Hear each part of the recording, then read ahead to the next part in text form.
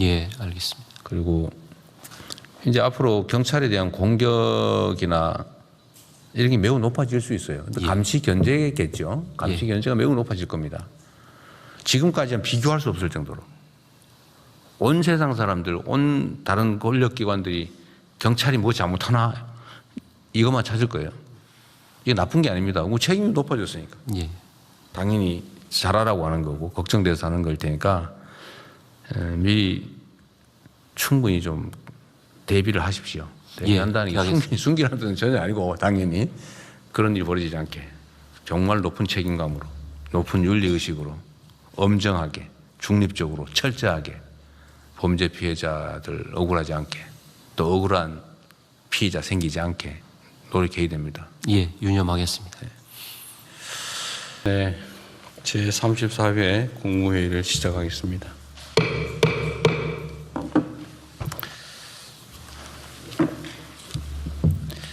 (7박 11일) 동안의 미국과 남미 순방을 국민 여러분의 염려 덕분에 무사히 마치고 돌아왔습니다. 이번 순방은 초격차 산업 강국의 기반을 더욱 단단하게 다지고 글로벌 책임 강국이라는 위상을 한 차원 높이는 순방이었습니다.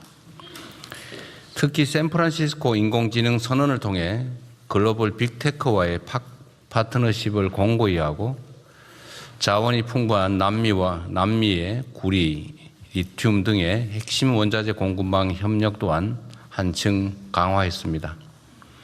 브라질과의 방산 협력도 매우 의미 있는 성과입니다.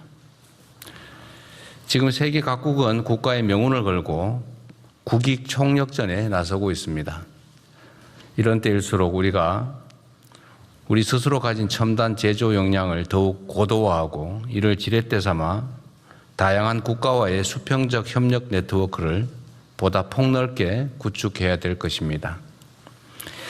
이번 순방이 대한민국의 더 나은 미래를 개척하는 또 다른 밑거름이 되고 무엇보다 국민 삶의 실질적 개선으로 이어질 수 있도록 관계 부처 장관님들께서는 빠르고 차질 없는 후속 조치를 취해 주시길 바랍니다.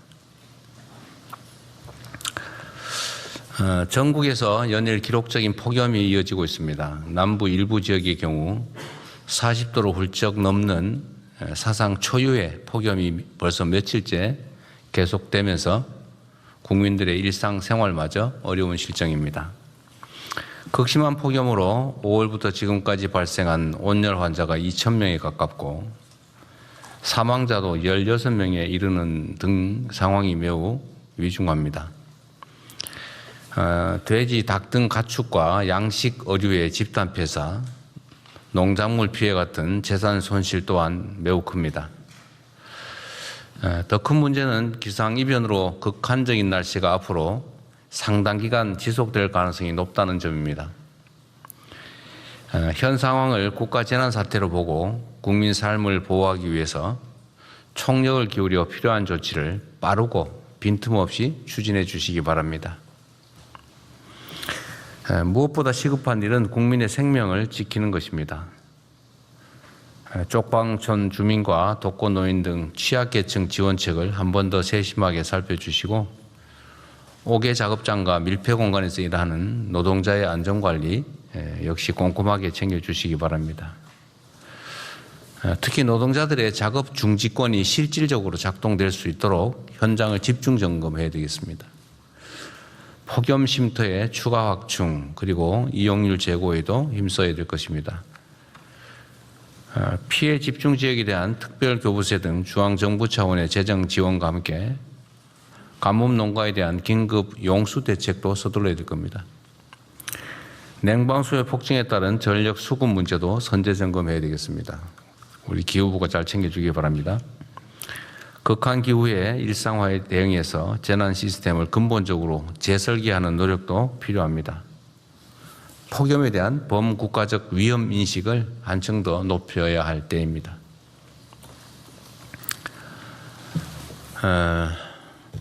수사 기소 분리를 규정한 개정 형사소송법이 국회에서 의결됐습니다. 이를 두고 많은 논란과 이견들이 있습니다. 이 법률안이 위헌, 집행불능, 국익위배, 행정부 고유관 침해 등 국회 입법권을 부정할 만큼 심각한 상황이라고 보기는 어렵습니다. 거부권 행사라고 하는 게 의견이 다르다고 할 수 있는 것은 아니고 상권 분립 원칙에 따라서 상대의 권한 행사 자체가 상권 분립에 위배된다, 헌정 질서에 위반된다라고 해야 상대의 권능을 부정할 수 있다는 게 어쨌든 헌법학계 의견이기 때문에 지금 상태로는 입법권을 부정할 정도에 이른다고 보기가 참 어렵습니다. 주권자 국민이 부여한 모든 권한은 견제와 균형의 원리를 바탕으로 투명하고 공정하게 행사되어야 합니다. 이는 국민 주권과 민주주의 또 법치주의를 떠받치는 근간이자 국민의 인권과 보편적 권리를 보다 충실하게 지키기 위한 핵심 전제입니다.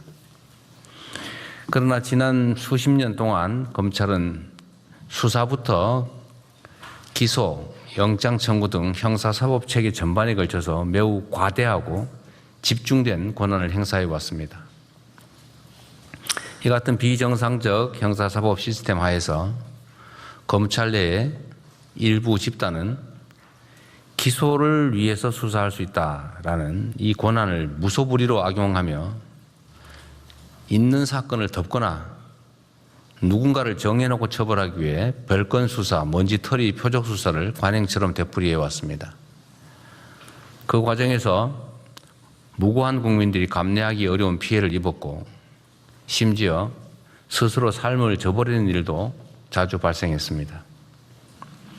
또한 묵묵히 자신의 직무를 충실히 수행한 대다수 검사들까지 정치검찰이라는 오명을 뒤집어 써야 했습니다. 수사 기소 분리는 이러한 비정상적 형사사법 시스템을 정상화하는 첫 출발입니다. 국민의 삶을 더욱 안정적으로 지키기 위해 모든 권력기관은 예외 없이 국민의 통제 아래 두겠다라는 사필 규정의 필연적 조치입니다. 국회의 형사소송법 개정으로 형사사법 체계의 선진적 정상화의 단초가 마련되었지만 또 한편으로 보면 경찰의 수사권 독점과 비례화에 대한 우려가 커지고 있습니다. 이러한 문제를 보완하기 위해서 관련 법령의 정비 또는 제도 정비 등의 후속 조치가 반드시 필요합니다. 특히 새로운 수사 시스템의 정착 과정에서 국민이 억울한 피해를 입지 않도록 수사 공정성, 그다음에 수사 역량 제고에 작은 빈틈도 없어야 되겠습니다. 이름과 역할은 변해도 국민과 법치를 수호하는 검찰의 책무는 조금도 가벼워지지 않습니다. 검찰은 대표적인 공익의 대표자인 만큼 인권 수호자로서의 책임을 보다 충실히 수행해 국민 모두의 검찰로 거듭나기 바랍니다. 민중의 지팡이인 경찰 역시 뼈를 깎는 자세로 내부 비리 근절과 피해자의 실질적 보호, 민주적 통제 강화에 총력 매진함으로써 믿음직한 국민의 경찰로 거듭나기 바랍니다. 개혁은 가죽을 벗긴다라는 의미입니다. 한 번의 제도 변경으로 쉽게 종결되는 그런 개혁은 세상 어디에도 없습니다. 국민의 눈높이에서 원래 취지대로 변경된 시스템이 제대로 작동하는지 세심하게 점검하고 부족하거나 잘못된 부분이 있다면 신속하고 과감하게 그리고 철저히 보완하도록 하겠습니다. 이상입니다. 이후 회의는 국무총리께서 진행해 주시겠습니다. 네, 이후 순서 진행하겠습니다. 먼저 부처보고가 있겠습니다. 첫 번째로는 대통령님 남미 3개국 순방 및 샌프란시스코 방문 성과와 후속 조치 계획에 대해서 외교부 장관, 과학기술정보통신부 장관께서 순서대로 보고하시겠습니다. 네, 대통령님의 남미 3개국 순방은 AI, 첨단 산업 협력 및 글로벌 사우스 외교까지 대한민국의 경제 외교 지평을 미국과 남미로 동시에 확장한 여정이었습니다. 남미 3개국은 전 세계 GDP의 3%를 차지하는 중요한 경제 파트너임에도 불구하고 그간 교역에서 그 협력 잠재력이 실현되지 못한 것이 현실입니다. 이번에 대통령님의 순방은 경제 협력을 포함해서 한국과 남미 간의 전반적인 협력 수준을 한 단계 끌어올림으로써 이들과 무역과 투자 기회를 확대하고 경제 안보 협력 기반을 강화하는 기회가 됐습니다. 가장 큰 성과는 한국과 메르코스루 무역 협정 추진을 위한 동력을 확보한 것입니다. 2021년 이래 교착 상태에 있는 협상 재개를 위해서는 메르코스루 GDP의 70%를 차지하고 있는 브라질의 지지가 결정적이었습니다.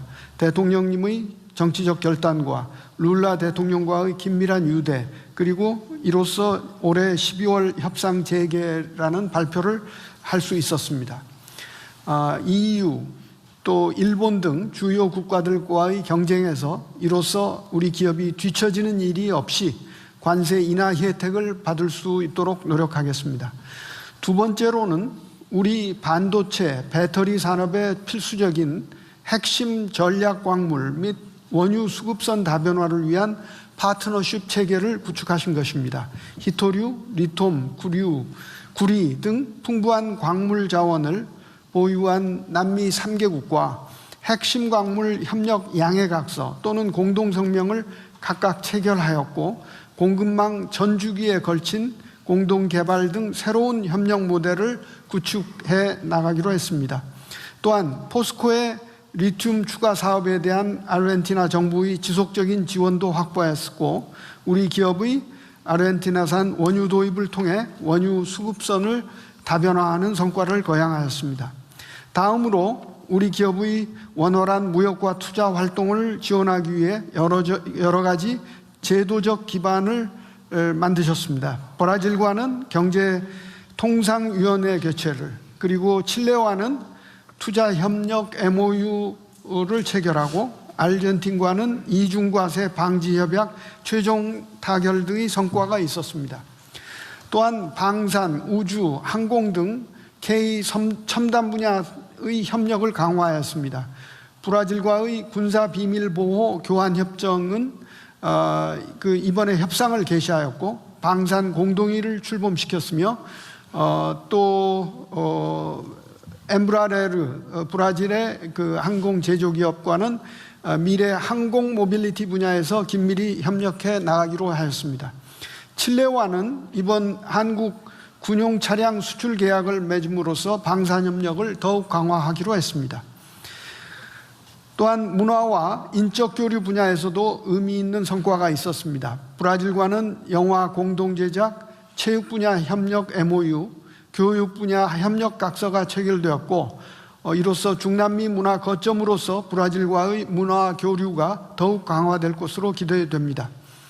내년에 한 칠레 수교 65주년을 맞이하여 남미 지역의 K 이니셔티브 확산을 전폭적으로 할 수 있는 계기가 될 것으로 기대됩니다. 이번 순방에서는 방문하신 5개국 모두에서 재외동포 간담회가 개최되어 우리 동포 사회를 격려하시고 애로사항과 건의사항도 청취하는 계기가 되었습니다. 앞서 대통령이 말씀하신 대로 우리 국민들의 삶에 실질적인 변화를 신속히 가져올 수 있도록 후속 조치를 관계 부처와 함께 긴밀히 추진해 나가겠습니다. 이상입니다. 네, 이어서 샌프란시스코 방문 성과 및 후속 조치 계획 보고 드리겠습니다. 시가총액을 모두 합치면은 총 2억 원에 육박하는 세계 최고의 AI 기업 리더들이 빅테크 신기술 경연장으로 활용되는 샌프란시스코 미드웨이에 모였습니다. 대통령께서 직접 샌프란시스코 AI 선언을 통해서 대한민국이 대체 불가한 글로벌 AI 생산 기지이자 AI 협력 플랫폼으로 도약하겠다는 담대한 비전을 밝히셨습니다. 이번 행사는 글로벌 협력을 통해 기존에 발표됐던 3대 메가 프로젝트의 실행력을 높이고 실질적인 성과 창출을 본격화했다는 점에서 그 의미가 있습니다. 국내의 많은 언론 통해서 이미 보도가 된 것처럼 우리 기업들과 빅테크는 향후 5년간 9,500억 달러 규모의 반도체 공급 생산 계약과 5기가와트급의 AI 데이터 센터 구축을 위한 공동 투자 협력을 추진하기로 하였습니다.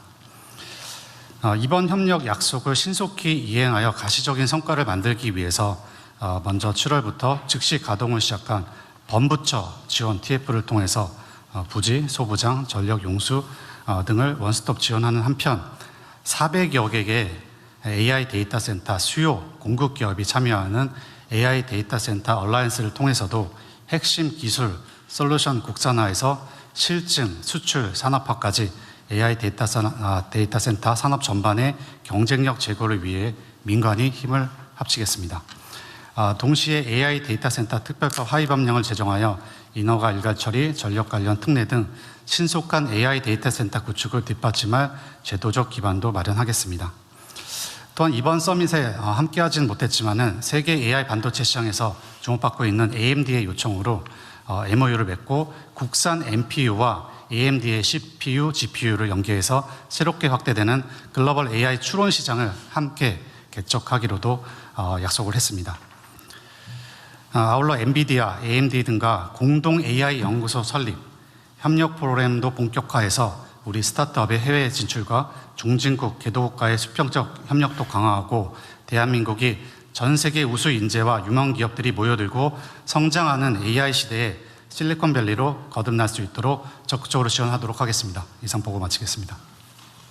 네, 요 관련 보고는 다 끝난 거죠? 네. 네, 이번에 어떤 순방을 하면서도 또 느꼈던 점인데, 지금 다른 나라들의 대한민국 정부에 대한 기대치가 매우 높다는 게 또 확인됐습니다. 그 중에서도 소위 K컬처에 대한 선호도가 높아지면서 특히 식품 뷰티에 대한 그 매출 신장도가 엄청나게 높은 것 같아요. 네, 지금 뷰티 쪽도 그렇고 후드 쪽도 그렇고 지금 그 성장 속도 굉장히 높습니다. 중소기업 수출의 전체적인 영향에 굉장히 많은 숫자가 늘고 있습니다. 대한민국에 대한 대외 평가는 우리 자신들의 스스로의 평가보다는 훨씬 높은 게 분명합니다. 사실 이건 우리가 앞으로 가지게 될 또 하나의 기회 요인인데, 어떤 정부 당국자들이 어떻게 하느냐가 또 매우 중요할 것 같아요. 특히 외교 분야의 외교부 역할도 중요하고, 또 각 부처가 그 민간 기업들 해외 진출에 각별히 또 지금까지 잘하고 계시지만 좀 더 관심 가지고 지원을 좀 확대하면 효과가 매우 클 걸로 예상이 됩니다.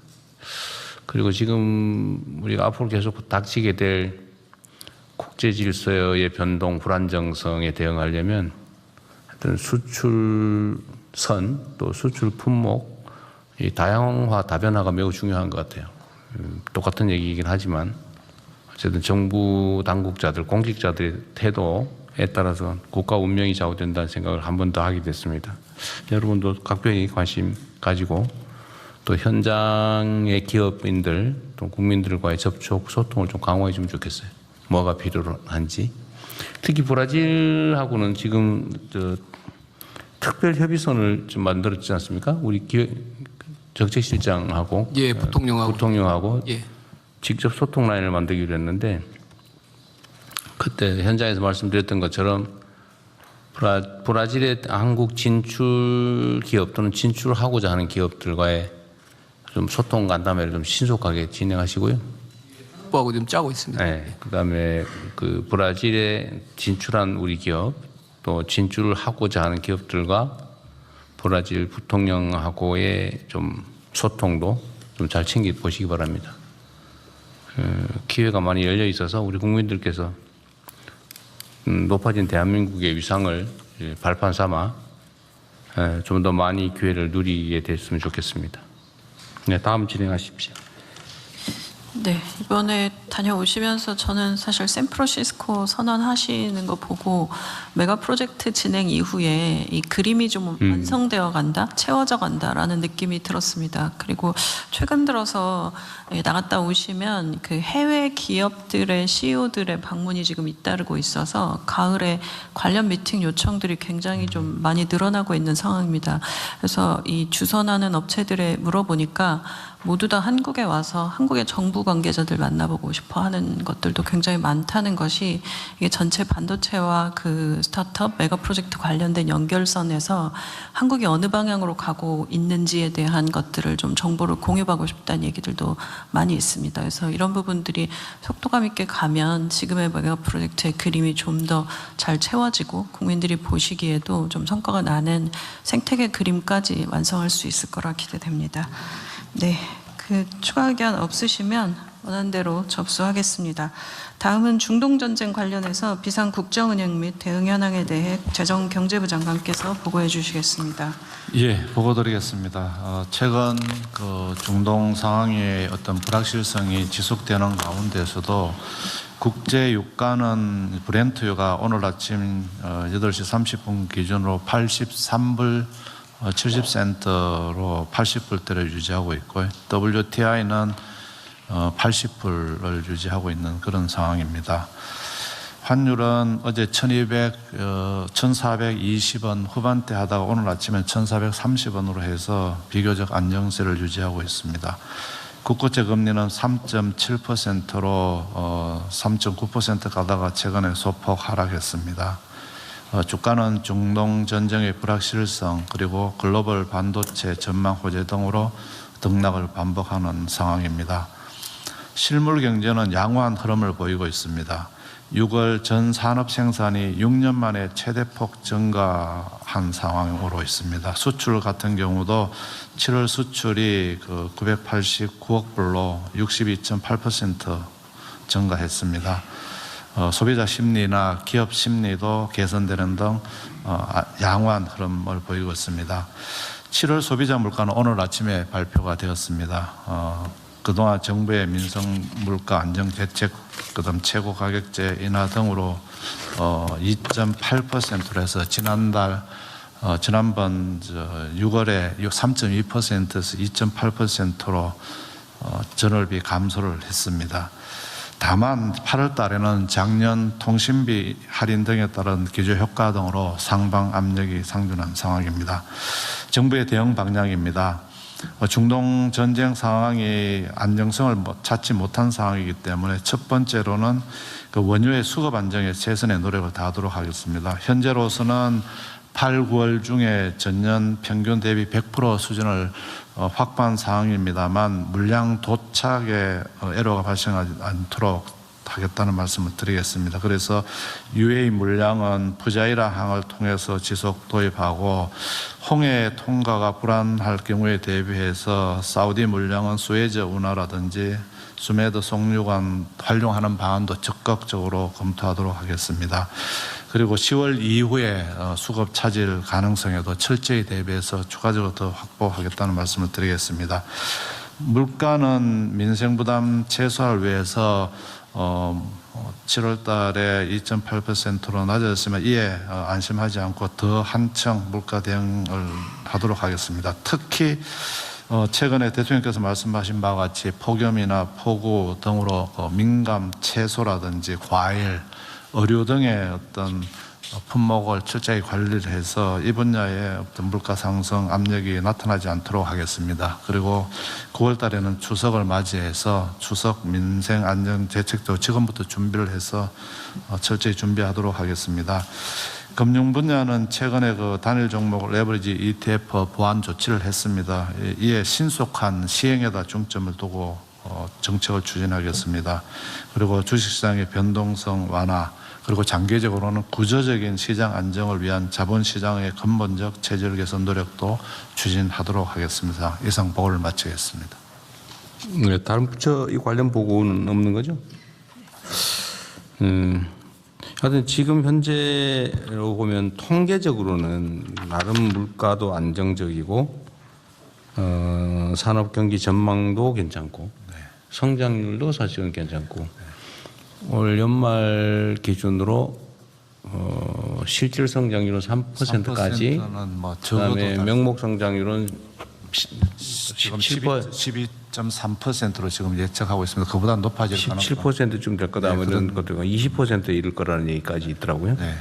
하여튼 이렇게 수치상으로는 개선이 되는데 우리 국민들께서 느끼시기로는 뭐 좋아지신다는데 진짜냐? 이런 생각이 들 정도거든요. 물론 이제 수출 기업이나 이런 쪽은 체감이 되겠지만 우리 일반 대다수의 국민들께서는 잘 몸으로 느끼기 어렵기 때문에 하여튼 이게 체감할 수 있는 방향으로 좀 뭔가 실질 대책이 좀 있어야 될 것 같아요. 네, 대통령 그래서 지금 그런 부분이 이제 가장 중요한 게 물가 부분이고 고용 뭐 이런 부분이 되겠습니다. 그래서 그런 부분에 대해서는 더 현장의 목소리를 듣고 더 꼼꼼하게 챙기도록 하겠습니다. 그러니까 석유류 가격 제한도 뭐게 도움이 되긴 할 텐데 물론 유류세 인하도 그렇고 이게 재정적인 부담이 되긴 하지만 어쨌든 재정 상황은 상당히 괜찮아지고 있는 중이어서 어쨌든 물가 안정이나 서민들이 체감하는데 이 변화된 경제 환경이 좀 실제 도움이 되게 좀 정책을 잘 만들어 주십시오. 네, 그렇게 하겠습니다. 그리고 어제 그 저기 조세 저 부동산 관련 세제 발표하셨잖아요. 네, 네. 근데 그 중에 그런 지적이 있던데 그 올 초반에 다주택자 네. 그 더 이상 연장은 없다고 해놓고는 왜 또 다주택자한테 기회를 또 연장을 사실상 하냐 정책 일관성이 없다 이런 지적이 있더라고요. 네. 근데 그거는 사실이 아닌데 내가 그때 이 정책 논의할 때 말씀드렸지 않습니까? 네. 그때 괜히 팔았다 이런 생각이 들게 하면 절대 안 된다. 네. 그래서 이번에는 퇴로를 열어주긴 하는데 그 중과를 다 폐지하지 말고 네, 그렇게 안 합니다. 절반만 하는 걸로 지금 네. 결정하지 않았어요? 지금 어제 그 설명을 안 했어요? 했습니다. 했어요. 했는데 왜 그렇게? 예. 어쨌든 분명한 거는 네. 다주택자한테 이 퇴로를 열어준다. 네. 그 2년에 걸쳐서 그죠? 네, 맞습니다. 나눠서 1년 이내에 처분하면은 절반. 아니, 5% 그러니까 이제 원래는 20% 2주택자는 20%를 중과를 하고요. 3주택은 30%. 하는데 1년 이내 하면은 5%, 2년에 하면 10%, 그다음 10%를 중과하고 그다음에는 20% 중과를 이런 식으로. 그러니까 어쨌든 중과율을 저번만큼 완전히 없애는 건 아니고 아니고요. 예. 5%만 중과한다. 네. 그리고 3주택은 이제 10%. 그리고 요 1년이 지나면 10%를 중과하고 2년이 지나면 원래대로 20% 30% 중과한다. 네, 네. 그러니까 그 차이가 있는 거잖아요. 그죠? 네, 네. 똑같지 않다. 네, 그렇습니다. 네. 그래서 그런 오해들이 생기지 않게 좀 네. 정책 설명할 때 좀 잘해주면 좋겠어요. 네. 특히 정책에 대한 신뢰도 정부가 이랬다 저랬다 하더라 이거 별로 안 좋거든요. 예, 그렇게 하지 않습니다. 일단 결정 자체는 신중하게 한다. 예를 들면 지금도 조세 정책은 우리가 입법 예고를 해놨고 이제 국민 의견을 수렴하는 과정인데 그 사이에 지적되는 문제들 또는 더 좋은 제안 이런 게 있으면 우리가 결정 전이기 때문에 네. 수렴해서 변경은 얼마든지 할 수 있지만 일단 결정하고 나면 정말로 심각한 문제가 있지 않은 한 이랬다 저랬다 하면 안 되는 거죠. 네. 네. 그래서 그 정책 일관성이 매우 중요하다는 말씀 다시 한번 드립니다. 그리고 결정은 신중하게, 결정하면 단호하게. 이래야 정부 정책의 신뢰도가 생길 겁니다. 어쨌든 우리 국민 여러분께서도 세금 얘기하면 참 정부 입장에서도 어렵습니다. 뭐 인기 있는 일도 아니고요. 그러나 조세 제도가 이렇게 정상화되지 않으면 이게 좀 형평성 문제가 생깁니다. 예를 들면 지금 근로소득세는 지금 조세율이 지금 49.5%가 얼마부터죠? 조세 최고가 아마 여러 가지 합치면은 49.5%인데 어느 금액부터예요? 그게 연소득. 연소득으로는 한 3억부터 올라가기 시작해서 한 3억이 최고 세율 시작이에요? 3억 최고 세율은 아니고 그 전부터일 건데. 어쨌든 내가 보면 한 1억 정도 아닌가 싶은데. 아닙니다. 최고 세율이. 최고 세율은 한 3억부터 조금씩 올라가서 한 너 아시는 분 없어요? 각종 근로소득세의 최고 세율이 어느 금액부터인지? 하여튼 그게 3억이라 치고 3억 정도의 연소득이 생기면 거의 절반 가까이 세금으로 내야 되잖아요. 그런데 지금 이 부동산은 양도소득이 막 100억대가 돼도 몇 억밖에 안 되잖아요. 근데 그것도 예를 들면 내가 살다 보니 우연히 그래 됐다고 하면 그거야 깎아주는 게 맞는데 투자용으로 사가지고 정말로 투자로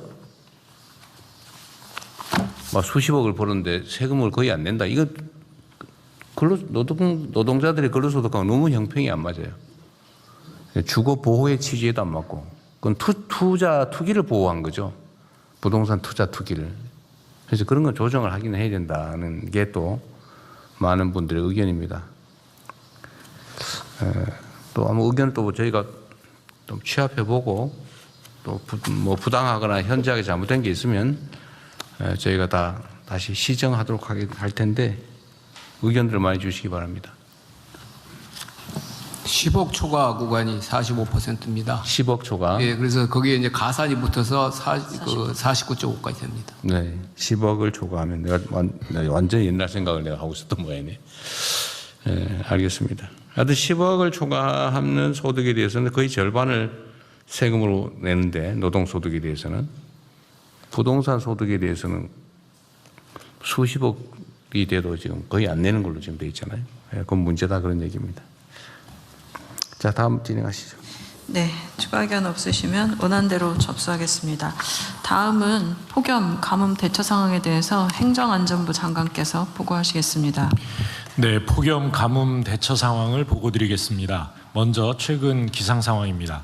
전국 대부분 지역에 폭염 중대경보 등 폭염특보가 발효된 가운데 8월 2일 경남 양산이 42.5도까지 올라서 1904년 기상관측 이래 122년 만에 최고기온을 연이어 갈아치우고 있습니다.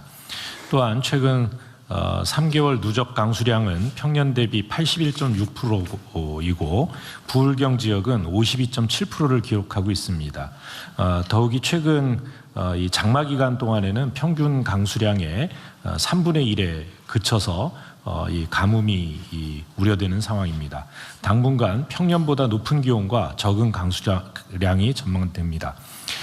이어서 폭염 대처 상황을 설명드리겠습니다. 먼저 피해 현황입니다. 8월 1일 기준 온열 질환자는 1,889명이고 누적 사망자는 14명입니다. 8월 2일 사망자 2명이 추가 발생해서 누적 사망자는 16명으로 늘었고 온열 질환자는 총 2,025명으로 재난급 폭염에 긴장을 늦출 수 없는 상황입니다. 이에 7월 27일 폭염 위기경보 심각 단계를 발령하여 중대본을 가동하였으며 폭염 위험이 높아짐에 따라 8월 2일부터 중대본 2단계를 가동하고 있습니다. 또한 16개 시도에 현장 상황 관리관을 파견하여 현장 대응 상황을 면밀하게 살피고 있습니다. 아울러 관계부처와 함께 맞춤형 취약계층 안전관리와 농수산 피해 예방을 지원하고 있습니다. 특히 취약노인과 쪽방 주민, 농업인 등 안전관리에 철저히 임하고 있고 야외 노동자의 작업 중지를 감독하고 있습니다. 더위를 피할 수 있는 무더위 쉼터는 전국적으로 9만 3천 개소를 운영하고 있고 밤 시간대에도 이용하실 수 있도록 8,700개소를 연장 운영하고 있습니다. 마지막으로 도로 소음을 막기 위한 줄눈 설치와 철도 레일 모니터링 등 사회기반 시설 안전관리도 철저히 하고 있습니다. 한편 전력 수급은 현재 전력 수요 82.8기가와트이고 공급 능력은 101.3기가와트로 안정적으로 관리되고 있습니다. 다음은 가뭄 대처 상황을 설명드리겠습니다. 먼저 가뭄 현황입니다. 비상가뭄은 43개 시군, 또 생활공업용수 가뭄은 7개 댐, 농업용수 가뭄은 30개 시군에서 예경보가 발령되어 있습니다. 다목적 댐 저수율은 평년보다 높은 53%를 유지하고 있으나 용수댐과 저수지 저수율은 평년보다 낮은 34.3%와 57.3%를 기록하고 있습니다. 이틀 전인 8월 2일 제가 직접 경남 지역을 방문해서 현장 점검을 했는데요. 밀양 와수 저수지의 경우는 저수율이 16%까지 떨어지고 있었습니다. 이에 경남, 경북 등 가뭄 지역에 재난안전특별고부세에 57억 5천만 원을 긴급 지원하였습니다. 주요 대처 상황은 다음과 같습니다. 첫째, 매주 범정부 통합 TF를 운영하고 있고 가뭄 위기 징후를 감시하고 신속한 대응을 위한 협업체계를 가동하고 있습니다. 또한 매월 가뭄 상황을 분석하여 통합가뭄 예경보를 실시하고 있으며 국가가뭄정보 포털 등을 통하여 실시간 가뭄 정보를 제공하고 있습니다. 둘째, 생활, 공업, 농업용수의 안정적인 공급에 총력을 기울이고 있습니다. 하천수 수원 간 연계, 또 하천수 지하수 등 활용을 통해 대체용수 확보를 하고 있고 양수장비 가동과 물백 설치 등 현장 대응도 강화하고 있습니다. 셋째는 취약지역 댐 간 용수 연계 사업과 지하수 저류댐 확충, 송수관로 정비 등 가뭄 대응 기반을 지속 확충해 나가고 있습니다. 한편 작년 가뭄 피해가 발생했던 강릉의 오봉저수지는 8월 2일 기준 저수율 77.1%로 비가 오지 않더라도 141일에 용수 공급이 가능한 상황입니다.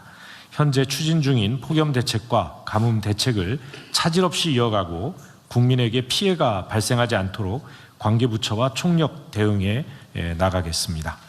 감사합니다. 네. 요 자료 중에 좀 뒤쪽에 가뭄 지도를 한번 보여주세요. 지금 보니까 영남 지역이 지금 상황이 좀 심각한 거 보네요. 네, 그렇습니다. 이 전남 쪽으로도 상황이 넘어오고 있습니다. 전남 동부 쪽이. 네네. 그리고 영남이 상황이 매우 심각하네요. 특히 경남. 이 작년에 강릉 때문에 난리였는데 식수 부족으로. 네. 근데 강릉은 나중에 보러 보니까 전국에서 지원해진 생수를 처리를 못해가지고 어디다 쌓아놓고 해서 나중에 시끄럽더라고요. 어쨌든 이게 이제 또 상황이 악화되기 전에 좀 예비 대책을 좀 더 신속하고 또 강력하게 준비해야 되겠어요? 네, 전에 지금 좀 미리 좀 대비해서 나왔을 것 같은데. 네, 저 지금 식수 같은 경우에는 댐 간 연계가 가능하기 때문에요. 아, 그래요? 현재로서는 그 위험 상황은 아니고 이 도서 지역에 통영이라든가 이런데 섬 지역 같은 경우가 그 비상급수를 하고 있는 그런 상황입니다. 그 나머지는 괜찮고요. 오히려 지금 위험한 것은 그러니까 농업용수가 그래요? 먼저 위험해지고 있습니다. 하여튼 앞으로 이 기상이변 때문에 물 관리가 더 좀 중요해지는 것 같아요. 과거에는 아주 장마도 오면 아주 안정적으로 비가 내리고 하더니 이번에는 장마인데도 비가 거의 안 하고. 네네. 아까 말씀드린 대로 3분의 1밖에 비가 안 왔습니다. 태풍도 비를 동반한 태풍도 거의 없기도 하고. 예, 이게 너무 불안정하죠. 예. 북태평양 고기압이 너무 발달해서요. 태풍이 못 올라오고 있습니다. 대통령님 네. 농업용수 관련해서 좀 말씀을 드리고 싶은데요. 네. 저도 지난주 토요일 날 제일 심각하다고 하는 밀양에 좀 가서 보고 왔습니다. 네. 지금 현재까지는 급한 대로 처리를 하고 있고 하천에서 저수지로 물대고 이런 식으로 좀 하고 있고요. 저희가 산림청 자원까지 동원해서 그 산림 진화 차량에 살수할 수 있는 장비 네. 동원하고 양수기 전국적으로 12,000대 확보해 놓고 이렇게 다 준비는 하고 있습니다만 근본적으로 보니까 농업인들이 그런 말씀을 하세요. 수로 건설해 놓은 게 워낙 오래됐고 네. 아직 토수로로 돼 있는 데도 있다 보니까 물의 낭비가 굉장히 심한 겁니다. 갈라진 대로 새고 그다음에 이게 열려져 있다 보니까 증발 효과도 있고 요즘 같은 때는 그래서 장기적으로는 우리가 이게 10년 빈도로 항상 이런 일이 생긴다면 그 관수로로 좀 교체해가는 뭐 그런 네. 일들을 해야 할 것이라고 봅니다. 네, 그건 뭐 고민해 보시고요. 그 뭐 얘기 나와서 드리는 말씀인데 우리 지하수 관리 상황 잘 체크해 보셨어요? 근데 그 지하수 관리는 누구 담당입니까? 기후 담당이요. 제가 성남시 아니 경기도에 있을 때 그 점검했던 거기도 한데 이게 이제 지하수를 너무 난개발하고 아무데나 그냥 뚫어가지고 지하수 쓰다가 잘 안 나오면 그냥 방치해버려가지고 그 지하 폐공으로 오수 유입돼서 지하수 막 전체 오염되고 이런 문제들 여전하잖아요. 네. 그거 체계적 관리를 하고 있나요? 그 최근에 산청에서 그 이제 삼다수 같은 물을 추가로 공급하기 위해서 산청에서 이제 그런 문제가 현안으로 논에도 막 뚫었다가 그냥 내비둬가지고 다 오염. 그렇습니다. 그래서 최근에는 그것을 좀 더 환경영향 평가나 이런 건 특히 지하수는 한 번 오염되면 회복하기가 굉장히 어렵기 때문에 훨씬 더 강력하게 환경영향 평가 등을 해서 가급적이면 지하수에서 추가적으로 뭘 하지 않도록 해야 될 필요가 있습니다. 그래서 지하수 관리는 조금 더 엄격하게. 폐공 관리도 과거에는 거의 관리를 안 했는데 네. 그냥 각자 알아서 그냥 하고. 그건 이제 지방정부 책임이 있는데요.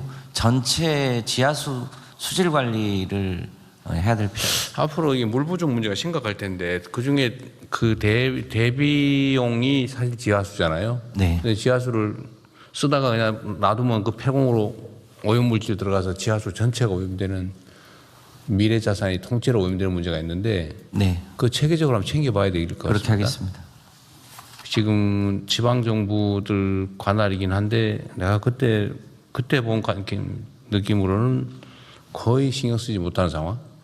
그렇습니다. 어디에 뭐가 있는지 얼마나 뚫려 있는지도 모르는 그런 상황인 것 같은데요. 네, 전국적으로 한번 실태 조사를 해서 그 오염 정도도 한번 네. 체크를 해보도록 하겠습니다. 이 지하수는 우리가 미래의 마지막 보루 같은 건데 네. 그 잘 챙겨 한번 보시기 바랍니다.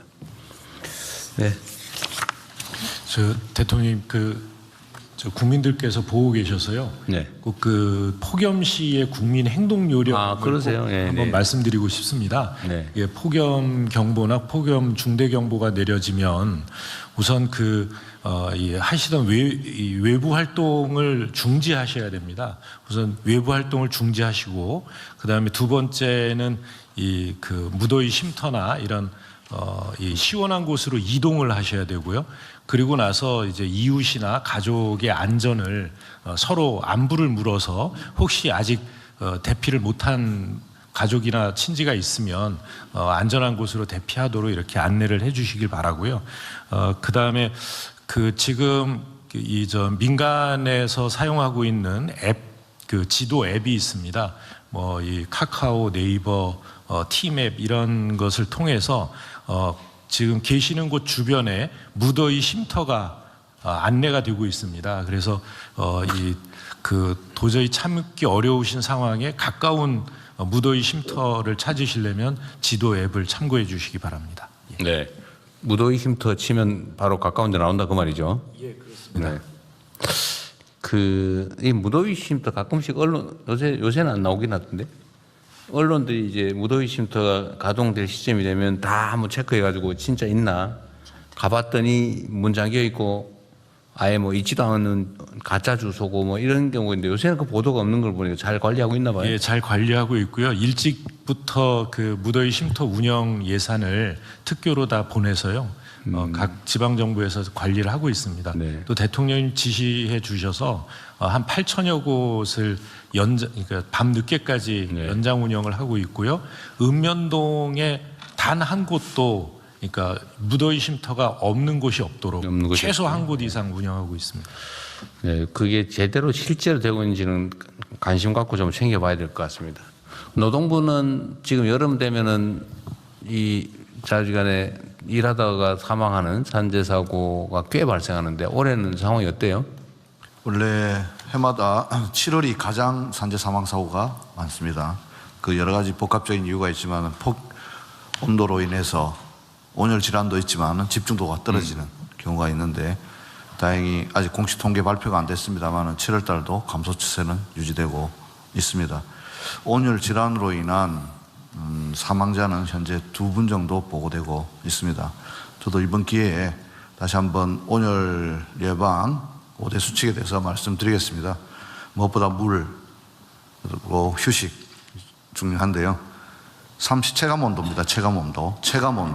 그냥 온도가 아니고 체감 온도 33도 이상 시에는 2시간에 20분 반드시 휴식을 확보해 주시고 체감 온도 35도 이상에서는 14시부터 17시까지 폭염 시간대에 야외 옥외 작업을 중지해 주시고 대통령께서 말씀하셨던 작업 중지권입니다.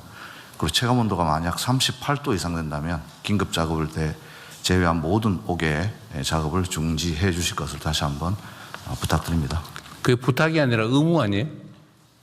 예, 그것이 의무입니다. 2시간에 20분은 수칙으로 우리가 수칙이 아니고 시행규칙으로 정했고 이번에 처음으로 38도부터는 이제 권고사항 의무까지 아직 제도화는 안 됐습니다. 이번에 처음으로 중대 경보가 처음으로 도입됐기 때문에 거기에 맞춰가지고 저희들이 근데 이게 하고 있습니다. 이런 조치를 해야 되는구나라는 걸 그 사용자들이 다 알아야 될 텐데.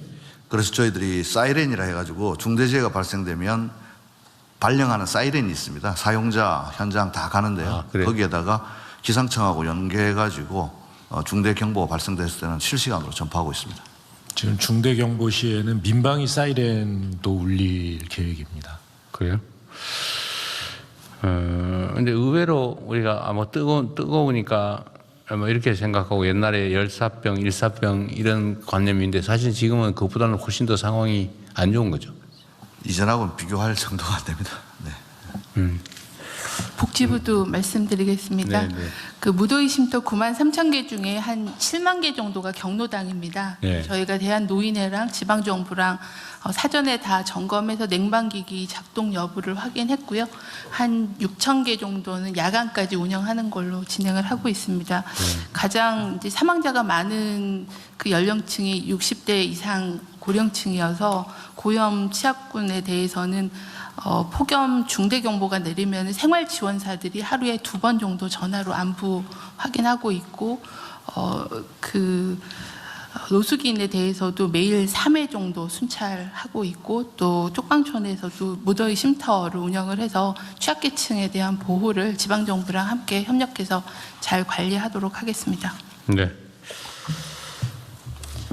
네, 지난주부터 미리 이제 점검을 좀 하고 있는데요. 지방정부랑 그 중앙정부 모두 다 미리 점검하니까 조금 더 미리 준비할 수 있다는 건 장점인 것 같고, 그리고 계속 말씀 주셔서 모두 다 좀 긴장하고 있습니다. 공직자들도. 그 현장 가면서 느낀 건 아까 노동부에서 말씀 주셨는데 계속해서 반복해서 얘기하면 사업장의 그 대표들도 좀 인지가 높아지는 것 같고, 좀 디테일하게는 지난번에도 이제 서로 얘기가 있었지만 온도계의 위치나 이런 부분에 대한 지침도 좀 세부적으로 세심하게 주시는 것들 필요해 보였습니다. 하여튼 작년에 제가 취임한 후에도 작업장에서 그 뜨거운 날씨 때문에 사망한 경우가 꽤 있었고 또 가보기도 하고 그랬는데 하여튼 올해는 그런 일이 안 생기게 사전 예방을 좀 더 철저히 해주세요. 네, 현장지도 더 강화하도록 하겠습니다. 네. 그리고 참 사람 얘기가 나와서 목숨 얘기가 나와서 그랬는데 그 안전사고 사망 있잖아요. 그 행안부 소관일 텐데. 네네. 그 여름철 행락철. 네네. 뭐 무슨 수상안전사고가 많이. 네, 요새 내가 받는 보고로 보면 무슨 다슬기 줍다 사망하는 경우가 상당히 많고. 예.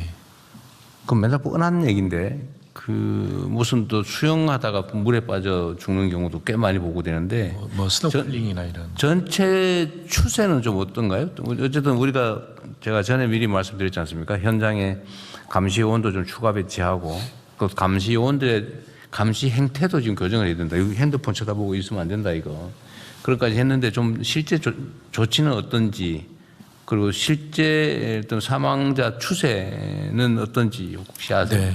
네, 실제로 사망자는 작년에 비해서는 줄어들고 있고요. 그런데 문제는 이제 물놀이장이라든가 이런 행락객들이 많이 몰리는 이런 곳은 다 안전요원들이 다 배치가 돼 있습니다. 그리고 이 2인 이상 배치가 돼서 안내를 하고 있고, 또 물에 들어갈 때는 이 구명조끼를 반드시 착용하도록 그런 곳에는 다 구명조끼가 그런 되어 있습니다. 그런데 그곳이 아닌 다른 곳에 이제 물놀이라든가 다슬기 채취라든가 아니면은 바다 낚시라든가 해루질 이런 걸 하다가 돌아가시는 분들이 많아서요.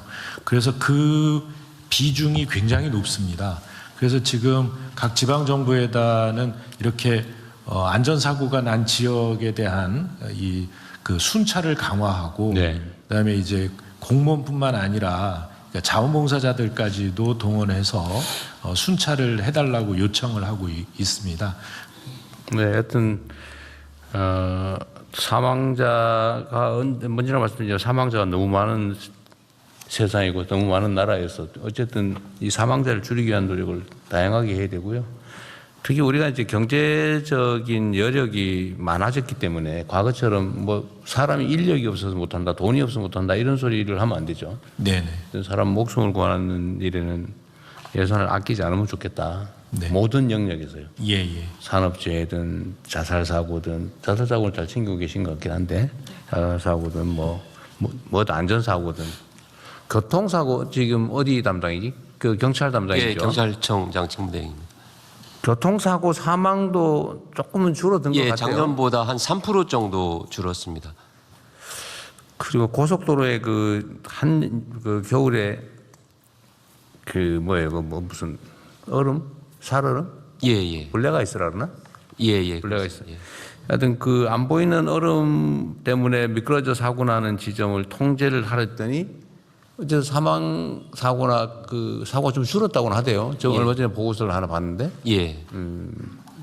그러니까요. 그게 똑같은 자리에서 맨날 얼음 때문에 미끄러져서 사람 죽고 다치고 차 부서지고 하는데 사실 그거 좀 신경 쓰니까 줄잖아, 그죠? 예. 그렇습니다. 교통사고도 똑같은 장소에서 많이 나죠? 예, 많습니다. 예.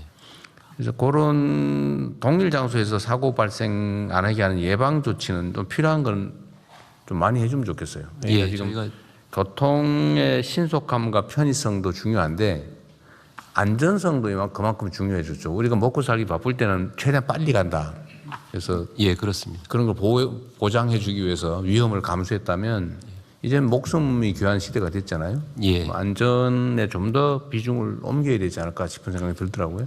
예. 꼼꼼하게 점검하겠습니다. 모든 영역에서 이런 사람들을 죽고 사는 문제는 잘 챙겨주기 바랍니다. 네. 네, 명심하겠습니다. 추가 의견 없으시면 원안대로 접수하겠습니다. 다음은 경찰 수사 공정성 강화 방안입니다. 최근에 사실 장윤기 사건이나 형사소송법 개정 등에 따라서 국민 여러분들께서 좀 여러 가지 우려가 크신 점을 고려해서 해당 안건을 준비했습니다. 행정안전부 장관께서 보고하시겠습니다. 네, 경찰 수사 공정성 강화 방안을 보고드리겠습니다. 최근 말씀하신 대로 장윤기 사건으로 경찰 수사에 대한 논란이 계속되고 있는 가운데 형사소송법이 개정되고 중수청과 공소청이 출범을 앞두고 있습니다. 경찰 수사에 대한 권한이 이렇게 늘어나면서 국민들께서 많은 우려를 가지고 계신 것으로 알고 있습니다. 이에 경찰 수사에 대한 각종 통제 장치를 강화하고 경찰 내부적으로도 철저하게 쇄신해서 경찰 수사에 대한 국민 신뢰를 회복하는 계기로 삼고자 경찰 수사 공정성 강화 방안을 마련했습니다. 첫째, 공소청과 타 수사기관을 통해 상호간 견제하도록 함으로써 경찰 수사의 공정성을 제고하겠습니다. 형사소송법에 따라 검사의 보완 수사 요구에 대해서 수사기관이 원칙적으로 1개월 이내에 이행하도록 하는 등 한층 강화된 검사의 실효적 통제 방안을 충실히 이행하도록 하고요. 경찰 내부에 이와 관련된 전담 부서를 설치하는 등 통제 방안이 실질적으로 잘 작동할 수 있도록 철저히 준비하겠습니다. 또한 수사 지연, 위법 부당한 수사 등에 대해서는 사건 관계인이 이의 제기를 할 수 있도록 근거 규정을 신설하였고요. 이렇게 되면 검사가 시정 조치를 할 수 있습니다. 또 불송치 결정이 이루어진 경우에는 이 고발인들에게도 이의 신청할 수 있는 권한을 주어서 사건 관계인의 권리가 더욱 보장되도록 해야 했습니다. 아울러 경찰 범죄는 전건 타 수사기관에 통보하도록 함으로써 제19 감싸기 우려도 제도적으로 차단해 나가겠습니다. 둘째는 경찰 수사 전반에 대한 민주적 통제를 강화해서 국민권익을 보호하는 것입니다. 행정안전부 소속 국가경찰위원회를 실질화하면서 수사에 대한 감시 통제를 전담하는 경찰 수사 인권감찰 조사기구를 설치하겠습니다. 조사기구는 경찰 출신이 아닌 민간 조사관을 100여 명 이상 구성해서 인권 침해, 또 불공정 수사, 수사 비위 등을 객관적으로 조사하고 또 경찰청에 이를 이행하도록 조치 의무를 부과하겠습니다. 또한 사건 관계인의 신청에 따라 수사의 적법성 또 적정성을 심의하는 경찰 수사심의위원회를 법률로 규정하겠습니다. 특히 여성, 청소년, 장애인 등 사회적 약자 관련 사건에 대해서는 동위원회 내에 이를 전담하는 소위원회를 설치해서 외부 위원들이 전문적인 시각으로 한 번 더 검토, 판단할 수 있도록 하고요. 이를 위한 수사관 증언, 또 정권 접수, 즉일조사 등을 통해 이 피해자 보호에 더욱 힘쓰도록 하겠습니다. 한편 또 변호사회 사법경찰 평가 제도를 전국으로 확대하고 사건 관계인 설문조사 결과를 평가에 반영하는 등 환류 반영 체계도 강화하겠습니다. 마지막으로 경찰 수사 비위를 상시적으로 감시하고 비위 행위자에 대해서는 끝까지 추적해서 발본 세관하도록 하겠습니다. 경찰관 배우자 및 좀비 속 상피제를 도입하겠습니다. 또 순환 인사제를 확대 개편해서 지역 온정주의가 제도적으로 싹틀 수 없도록 차단하겠습니다. 이와 관련해서 전수조사를 실시한 결과 사건 관계인이 경찰관의 배우자나 좀비 속인 사건이 117건 확인되었고요. 이 44건에 대해서는 타 관서 이송 조치를 하는 등 집중적으로 관리하고 있습니다. 또한 경찰청 본청에 내부 비리 수사대를 설치하고 민간 개방직인 인권감사관이 수사부서를 감찰하도록 하는 등 엄정 대응해 나갈 계획입니다. 평가 결과 하위 그 점수를 받은 과장팀장은 과감히 보임을 제한하고 비위 행위자는 수사부서에서 영구 배제하는 등 경찰 내부를 지속 쇄신해 나가겠습니다. 향후 계획입니다. 지난 7월 발족한 경찰 수사 개혁위원회를 통해 범죄 피해자 전문가 등의 의견을 수렴해서 세부 계획과 추가 제도 개선 방안을 마련하는 한편 기동대 재배치 등 이 개정법 시행 전에 그러니까 형소법 개정법 시행 전에 인력 예산을 보강하도록 하겠습니다. 또 국가경찰위원회의 기능 권한을 실질화해서 경찰에 대한 문민 통제기구로서의 역할을 제대로 할 수 있도록 경찰법 개정도 추진하겠습니다. 관계부처의 적극적인 협조도 당부드립니다. 마지막 장에는 경찰 수사 내외부 통계 체제에 대한 도표가 나와 있는데요. 상단은 국가경찰위원회에 경찰 수사 인권감찰 조사기구를 설치하는 내용이고요. 오른쪽은 이번 법 개정에 따라 중수청, 공수처 등 다른 수사기관과 공소청 검사의 통제장치가 어떻게 강화되는지에 대한 내용입니다. 왼쪽은 사건 관계인의 권리보장 및 타 기관에 의한 통제장치 등에 대한 내용입니다. 마지막으로 가운데는 경찰 내부의 통제 체제입니다. 개방직 인권감사관의 수사감찰, 또 경찰 수사심의위원회 실질화, 또 내부 비리수사대 설치에 관한 내용이 담겨 있습니다. 이와 같이 한층 강화된 내외부 통제 장치를 통해 이번 그 경찰의 수사 권한 강화를 계기로 더욱 이 공정하고 이 정의로운 경찰 수사가 이루어지도록 최선을 다하겠습니다. 이상입니다. 수사 결과에 대해서 이견이 있으면 고발인과 피해자가 이의 신청을 할 수 있다. 지금까지는 피해자만 할 수 있었는데요. 고발인도 그러니까 제3자가 할 수 있게. 예. 하면 이의 신청하면 어떻게 됩니까? 이의 신청을 하면 그 검사가 우선 판단을 하게 됩니다. 검사가 판단하고 보안 문제가 있으면 보안 수사 요구를 하고 예. 보안 수사 요구에 불응을 하거나 이러면 징계 요구를 할 수 있고요. 그다음에 요구를. 수사에서 배제 요청을 할 수도 있고요. 그런 것이 잘 안 들어질 경우에는 수사 관서를 변경할 수 있습니다. 변경이 변경이 의무예요? 지금도 뭐 그런 비슷한 제도가 있긴 한데 변경 요청을 하면 그것을 받아들이게 지금 형사소송법 의무냐 이 말이죠.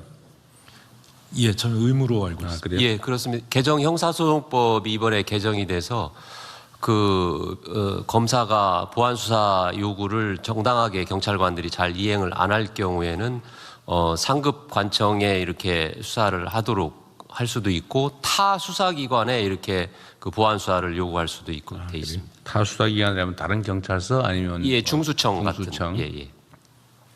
경찰의 수사와 관련된 비위 행위에 대한 수사권은 어디가 같습니까? 공수처, 공수처, 중수청이 가지고 있습니다. 공수처와 중수청이. 예. 경찰관의 하위 직급 비위 행위는 공수처 소관은 아니고. 예. 그런 건 공수처가 중수청으로. 경무관 이상, 그리고 하위직은 중수청입니다. 중수청으로. 예. 하여튼 이제 국민들의 걱정거리 중에 하나가 그 보안 수사 요구했는데 안 하면 어떡하냐. 제대로 안 하는 경우 어제도 제가 언론 보도를 보고 내부 보고도 봤는데 보안 수사 요구했더니 4년 6개월 동안 묵살한 것도 있더라. 뭐 공소시효 지나버린 것도 있더라. 그런 얘기가 있더라고요. 그거 혹시 좀 그거 해보셨어요? 제가 점검을 해봤는데 그게 그 킥스 수사 시스템이 그 완비되기 전에 이렇게 이제 좀 누락이 있었는데 킥스 시스템이 완비되고 나서는 그런 사례는 없었습니다. 아, 그랬어요? 예. 그게 뭐 4년 6개월 지났던 건 아마 잊어버린 것 같고. 예. 잊어버린다는 게 사실은 공직자들로서는 있을 수 없는 일이죠, 그죠? 예, 그 시스템에 뭐 심각한 문제가 있는 거죠. 예. 수사 기록이 통째로 잊어버리고 있더라. 그건 말이 안 되잖아요. 수사를 하다가 잊어버렸다. 예, 그렇습니다. 있을 수 없는 일인데, 어쨌든 앞으로는 그런 일이 절대로 있을 수 없게 만들어야 되겠죠. 예, 이번에 형사소송법이 개정이 돼서 수사 기록은 전체를 전산으로 입력하게 의무화되어 있습니다.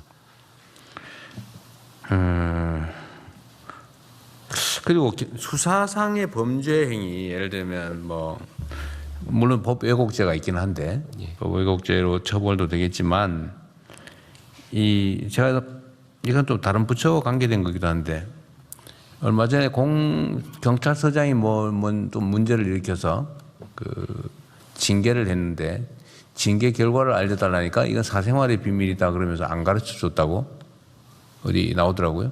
근데 공무원들 징계 내용은 그 징계에 대해서는 비공개라고 하던데. 예, 맞아요? 그 법원 판사 징계법, 그다음에 검사 징계법은 법에 규정이 있어서 공개를 하게 돼 있는데. 공개가 의무인데. 예, 그렇습니다. 그 외 공무원들의 징계 사항에 대해서는 공개하면 안 된다는 법이 있어요? 예, 뭐 개인정보보호법이나 뭐 이런 공무원 징계령에 의해서도 지금은 공개가 안 되도록 그렇게 돼 있습니다. 그래서 법률상 금지돼 있어요? 예, 법상으로 그렇게 돼 있습니다. 그거 좀 이상한 것 같아요. 공직자들이 공무 수행과 관련해서 뭐 문제를 일으켜서 징계를 당한 게 그게 왜 비밀이지? 오히려 더 알려가지고 책임을 물어야 되는 거 아닌가요? 개인정보보호위원회에 혹시 그런 뭐 관련된 정보가 있어요?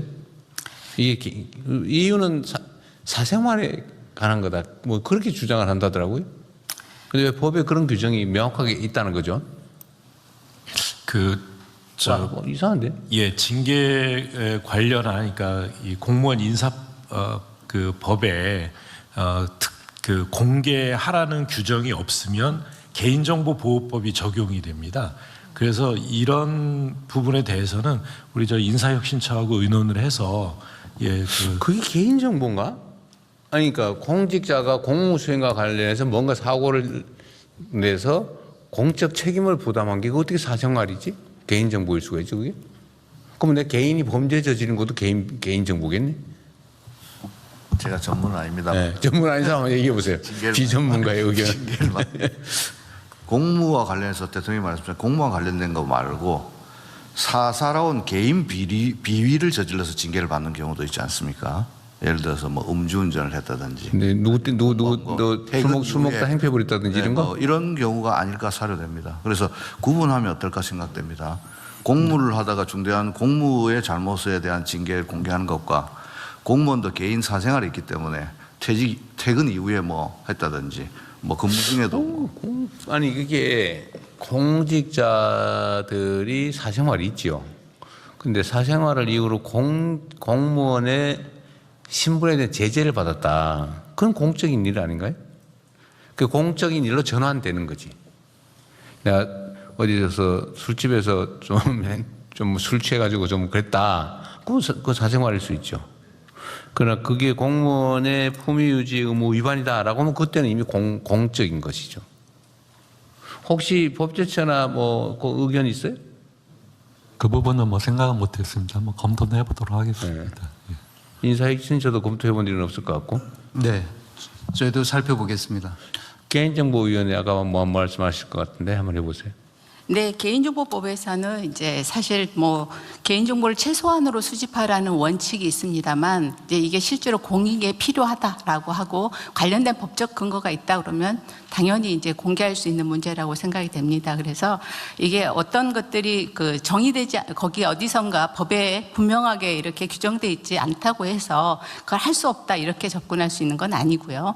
기본적인 이제 원칙만 저희는 이제 그 최소 수집을 하라 그리고 이렇게 그 목적에 쓰라 이런 것들이 이제 개인정보법에 되어 있는 것이지 어떤 거를 공개할 수 있다 없다에 대한 내용들은 아닙니다. 그래서 그 개인정보법 때문에 할 수 없다라고 하는 거는 그냥 좀 일반적인 오해이실 수도 있고요. 그러니까 제가 봐도 그런 전반적인 상황을 좀 구체적으로 살펴볼 필요가 있습니다. 그러니까 경찰청장님 그게 그 공개하면 안 된다는 법이 있는 건 아니죠. 예. 해석상 그렇다고. 예, 해석상 그렇습니다. 사생활의 비밀을 보호하도록 규정이 되어 있습니다. 근데 사생활의 비밀이라고 하기는 사실 좀 한번 그렇죠.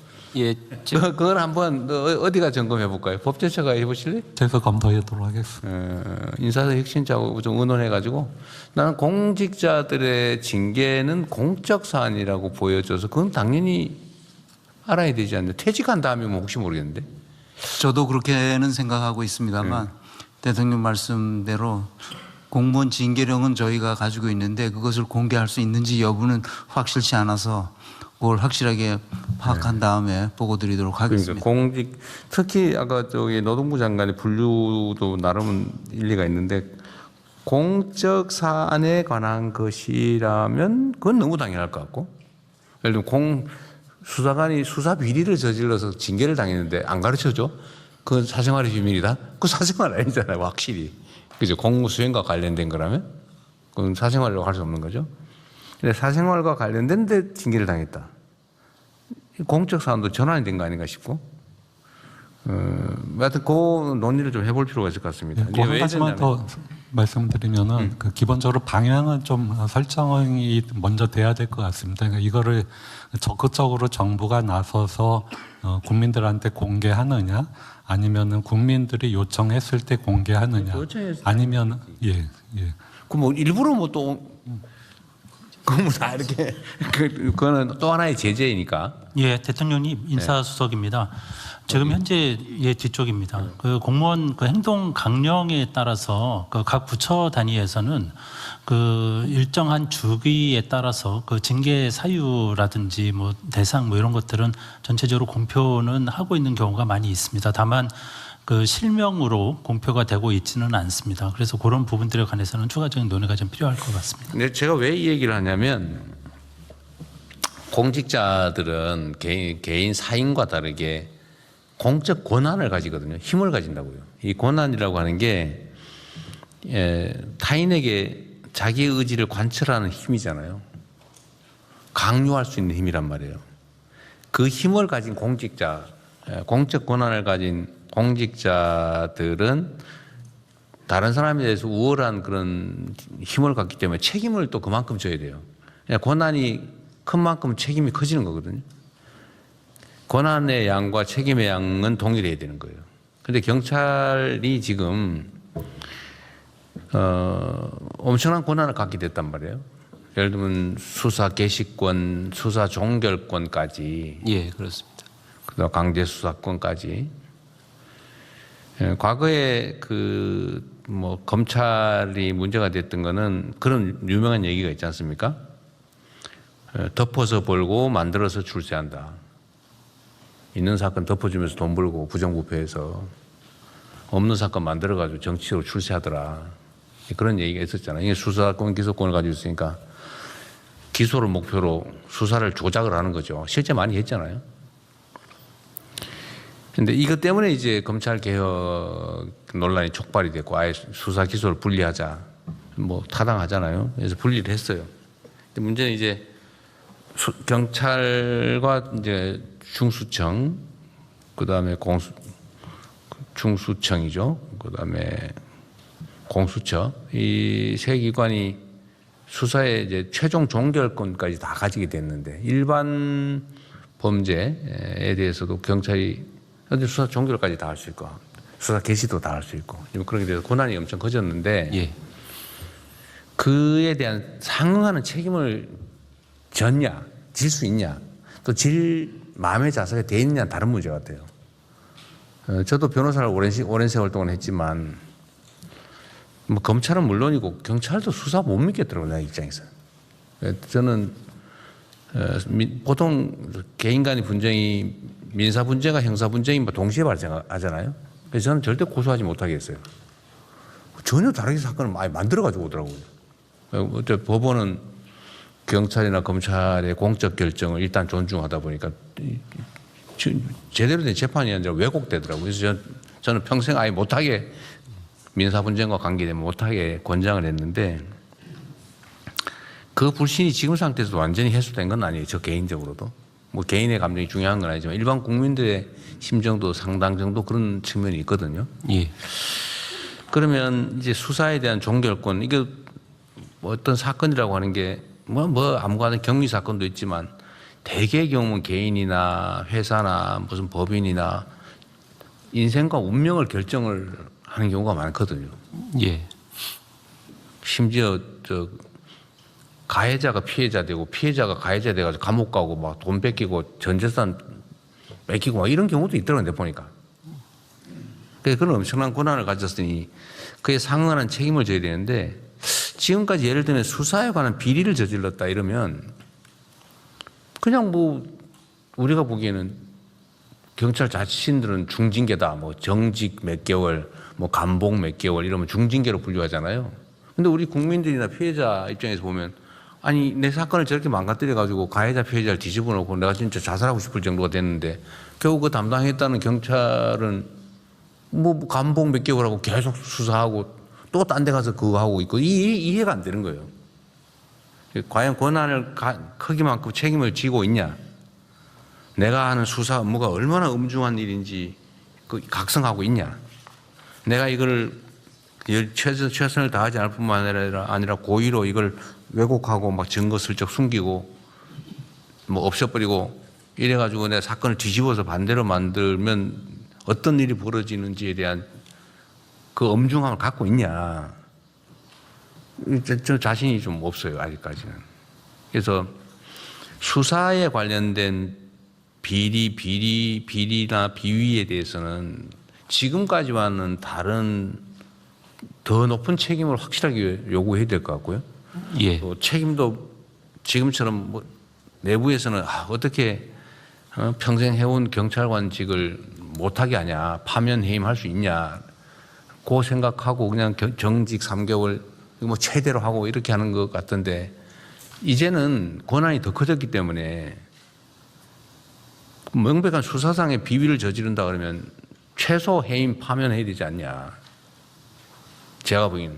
아니면 아예 영구적으로 수사는 앞으로 하지 말고 다른 일 해라. 무적격자다. 예. 그 영구 배제 결정이라든지. 현재는 좀 이 엄중하게 책임을 물어야 되지 않을까 싶어요. 예. 그래야 국민들의 신뢰도 올라갈 거고 또 수사를 담당하는 수사관의 책임의식, 책임감도 좀 높아지지 않겠냐 싶고요. 또 한 가지는 수사기소 분리와 보안 수사 문제에 대해서 온 국민들이 갑론을박하면서 걱정이 많지 않습니까? 예. 아까도 제가 말씀드려서 이따 의결하겠지만 이게 보안 수사를 허용해야 되냐 말아야 되냐 뭐 만약에 허용 안 한다면 어떤 보안 조치가 필요하냐 가지고 지금 계속 갑론을박인데 어떤 게 절대 진리라고 뭐 단정하기는 좀 어렵지만 걱정이 있는 건 사실이란 말이에요. 예. 그 걱정이 어느 날 검찰한테 대한민국이 너무 많은 권한을 줘서 이게 악용되다가 정치적으로 뭐 편향되고 하다가 이런 막 엉망진창이 돼버렸는데 결말은 그렇게 결코 아름답지 않단 말이에요. 예. 그럼 경찰은 그럼 괜찮을까? 우리 대한민국 헌정사에 보면 이게 지금 순환이 되는 게 있어요. 처음엔 경찰 가지고 독재했지 않습니까? 그 엄청난 사건이 벌어졌죠. 사람들이 죽고 대통령이 하야하고 그 다음에 이제는 군인이 무력을 행사해가 또 독재했지 않습니까? 근데 그거 어떻게 좀 정리하고 나니까 그 다음에 검찰이 사실상 검찰 독재를 했단 말이에요. 검찰권력을 이용해가지고 일종의 독재를 한 거죠. 없는 사건 만들고 마음대로 그냥 편파 수사에 별건 수사에 그냥 먼지 털이에 그거 하다 이렇게 돼버리잖아요. 근데 이제 경찰이 엄청난 권한을 갖게 되는데 과연 앞으로는 완전히 안전한 걸까라는 우려를 안 할 수가 없거든요. 그러니까 경찰 스스로의 책임의식도 매우 중요하다. 예, 알겠습니다. 그리고 이제 앞으로 경찰에 대한 공격이나 이런 게 매우 높아질 수 있어요. 근데 감시 견제겠죠. 감시 견제가 매우 높아질 겁니다. 지금까지는 비교할 수 없을 정도로 온 세상 사람들, 온 다른 권력기관들이 경찰이 뭐 잘못하나 이것만 찾을 거예요. 이게 나쁜 게 아닙니다. 책임이 높아졌으니까. 예.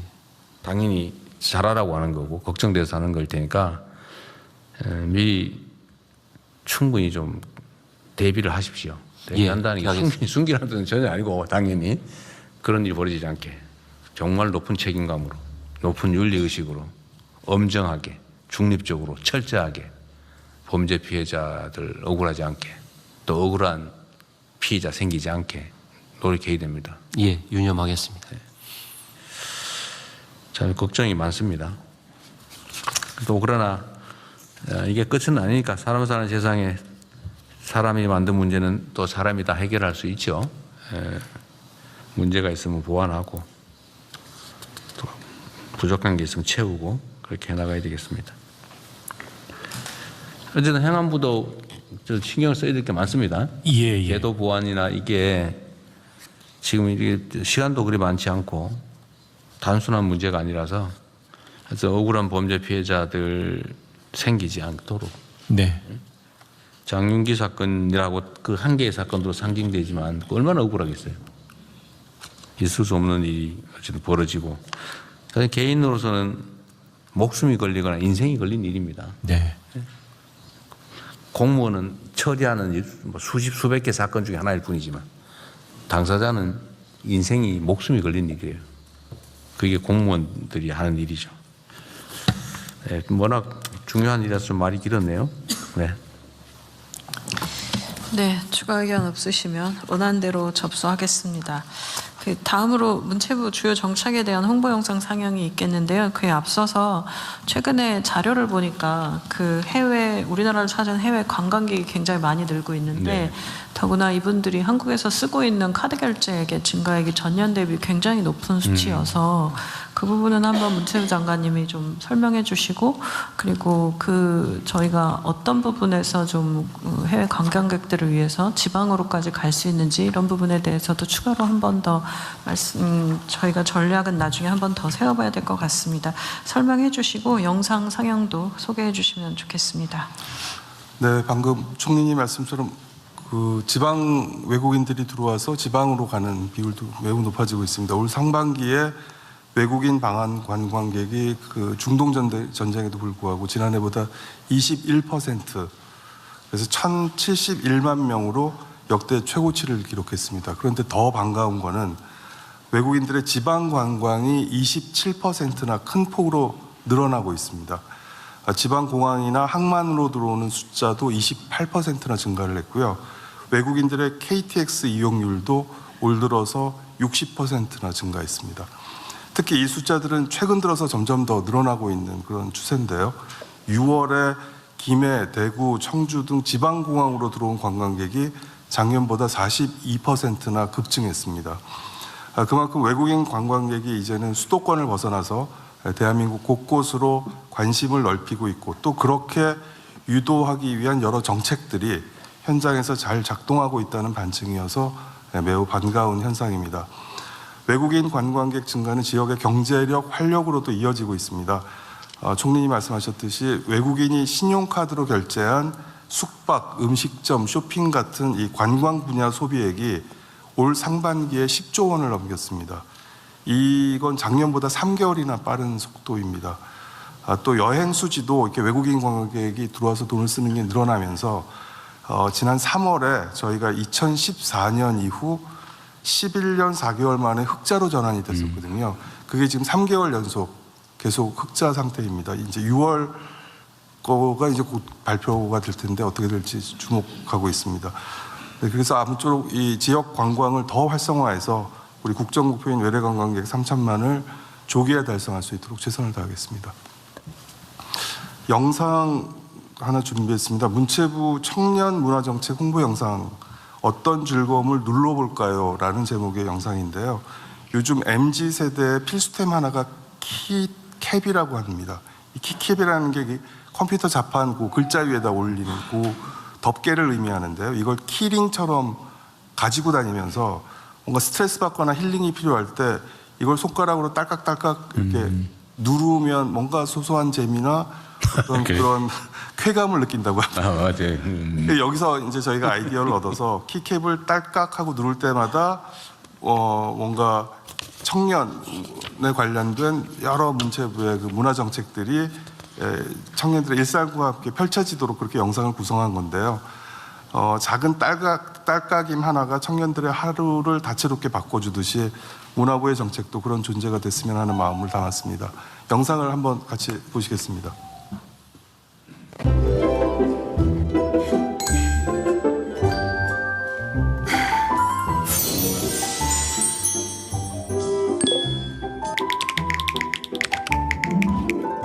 청년문화예술 패스 감사합니다. 자, 이제 공연 보러 가자. 튼튼머니 정립해볼까? 와, 바로 정립됐다. 와, 반값 여행 이벤트래. 진짜 최소 10만 원 지원? 가족이랑 가면 50만 원까지? 대박, 우리도 신청하자.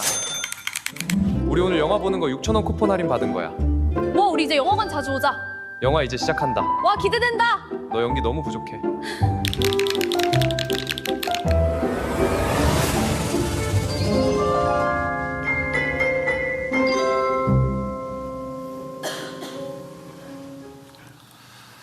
네, 참고로 이 영상은 AI 툴을 활용해서요. 문체부 내부에서 자체 제작한 건데요.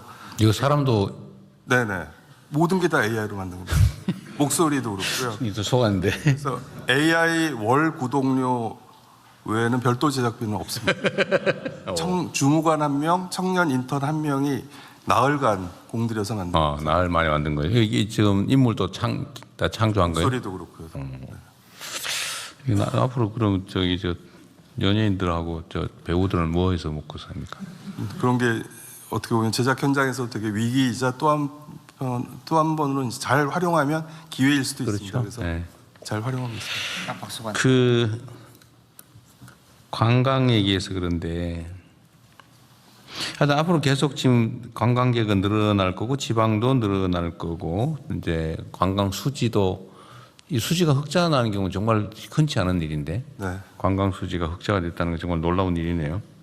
그 청년 얘기 나와서 그런데 아침에 우리 뭘 자료를 하나 보다 보니까 청년 정책에 대해서 좀 이렇게 너무 복잡하고 또는 대상자가 너무 협소하고 이 좀 그렇다. 그러니까 이거를 좀 쉽게 그냥 하나로 뭐 클릭하면 청년 정책을 다 이렇게 접근할 수 있게 해주면 어떻겠냐 그런 게 있었어요. 실제 우리가 가진 정책이 너무 많아요. 그거도 한번 어느 청년 담당은 원래 어느 쪽이에요? 지금 정확히는 없고 청년 정책조정실이 총리실. 총리실에 있어요. 그러니까 앞으로는 총리실에서 하는 걸로 해요. 네. 청년 정책 총괄은 일단은 총리실에서 하는 예, 걸로. 예. 저희가 보고 이제 말씀 주신 것처럼 정책도 너무 많고 대상도 누구인지 명확하지 않는 나이만 가지고 계속 얘기를 하고 있고 해서 그 부분 좀 정비를 해야 될 것 같습니다. 그냥 자기 전에도 자꾸 얘기했지만 자기 주민등록번호나 자기 인증을 딱 넣으면 그냥 주룩 뜨게. 네. 대통령 기획처 장관입니다. 네. 그 청년 정책 관련해서 뭐 조만간에 이제 보고 드리겠습니다만은 내년 예산을 포함하여 뭐 미래대응 기금 등을 활용해서 저희가 생애 주기, 성장 단계별로 종합적으로 지금 다 모든 그동안 각 부처가 하고 있는 사업들을 좀 이렇게 체계화시키는 그리고 또 추가적으로 더 전략적 투자를 좀 보태는 방향으로 이렇게 좀 안을 마련했고요. 조금 전에 말씀하신 부분은 행안부가 운영하는 플랫폼을 포함하여 향후에 청년 정책을 좀 더 한눈에 보기 좋게 자기에게 맞는 정책이 어떤 게 있는지를 종합적으로 좀 제공하는 이런 것들이 이미 좀 포괄되고 있고 또 예정하고 있다는 말씀을 드립니다. 그 과기부총리님이 진짜 일이 많은데 사실 이런 논란 자체가 전부 인공지능으로 다 해결할 수 있는 거죠. 예를 들면 각 국민 1인에게 하나의 인공지능 보조자, 에이전시? AI 에이전트. 에이전트. 그거를 구비해주면 네. 해결될 수 있는 문제이긴 하죠. 많은 부분들 좀 해결될 수 있을 거라 보고 있습니다. 정보를 설계할 때 누구를 대상으로 한 것인지에 대한 내용들을 좀 정리를 하고 그거를 각 정책에 태깅을 좀 해놓고 하면 훨씬 더 쉽게 작업할 수 있습니다. 그래서 이거는 이제 정책들을 좀 보면서 지금 말씀 주신 것들을 사전 작업을 좀 하고 AI가 학습해서 볼 수 있도록 하면 지금 계속 말씀 주시는 것들 정리할 수 있을 겁니다. 네. 그리고 데이터 청장. 네, 여기 있습니다. 자, 국가 정보, 그 정보를 좀 인공지능이 접근하고 처리할 수 있는 데이터로 다 전환 준비하는 거는 변환하는 것 다 돼 있어요. 아직 다는 못했겠지. 이제 설계 작업에 있습니다. 설계 작업에? 예. 한글 파일 못 읽는 문제는 다 해결했어요? 한글 파일은 지금 행안부랑 같이 하고 있는데요. 그거는 지금 기존 파일들을 지금 일부는 못 읽는다는 거 아니에요? 예, 그 뭐 별표라던가 이런 그 도안이 들어가 있을 때 그 부분에 대해서 못 읽는 부분이 있어서 그거는 최근에 기술이 좀 좋아지면서 기술로 일부분 해결하고 그 루프 속에 이제 인간이 최종적으로 이렇게 확인하는 그런 식으로 지금 일이 지금 진행 중에 있습니다. 어쨌든 우리가 좀 전 세계에서 좀 앞서서 이 시스템을 빨리 만들고 지금 이번에 제가 순방해 보니까 모든 나라들이 독자 AI 모델에 관심이 높더라고요. 그리고 대한민국 인공지능 관련 사업에 대해서 관심이 많아요.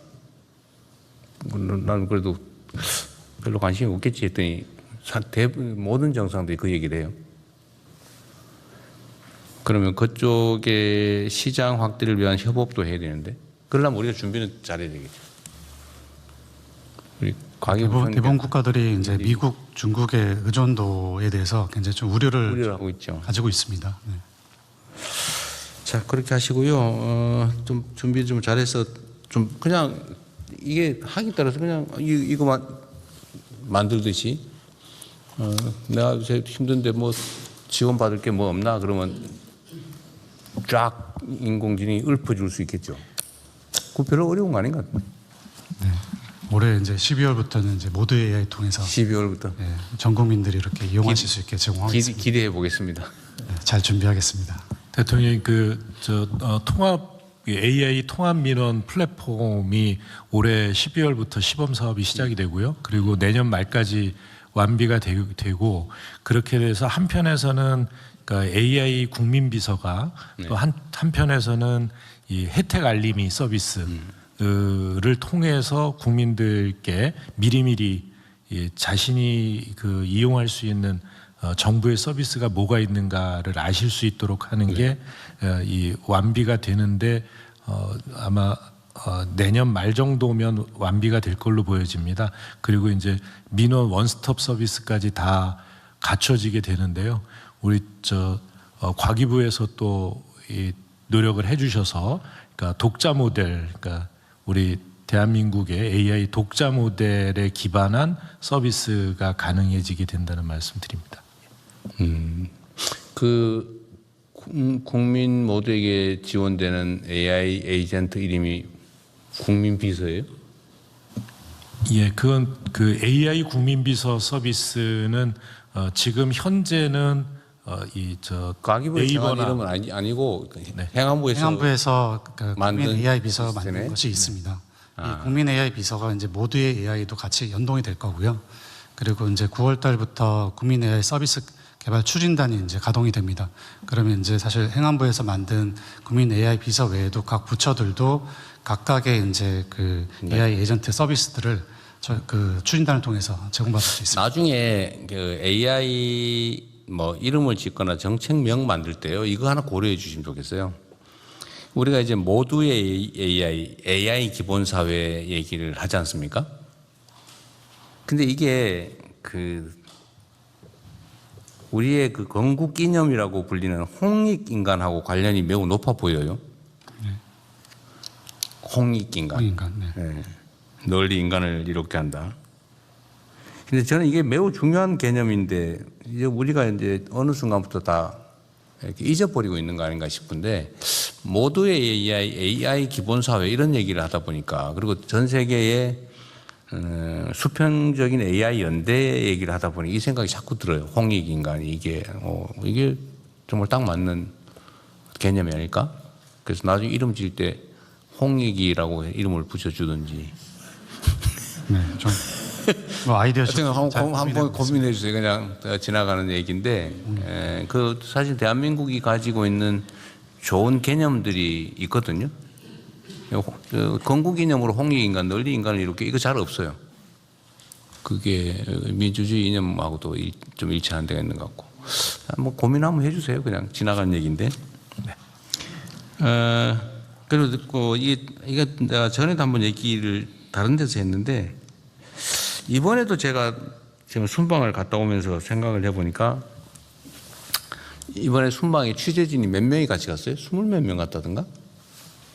네. 20몇 명 갔죠? 예, 그렇습니다. 원래는 초기에는 뭐 100몇십 명이 같이 갔었는데 이번에는 좀 장기간이고. 내가 보기 장기간이라서 그런 게 아니고요. 돈이 없어서 그런 거예요. 그렇습니다. 이번에는 아마 요구 출장비 수준이 2천만 원을 넘었지 않았을까 싶은데. 그러니까 장기간이 되니까 출장비가 올라가고 그걸 감당할 수 없으니까. 네, 문화부에서 누가 이거 가지고 있지? 얼마? 대통령님 62명 같습니다. 얼마? 62명. 네. 얼마씩 냈어요?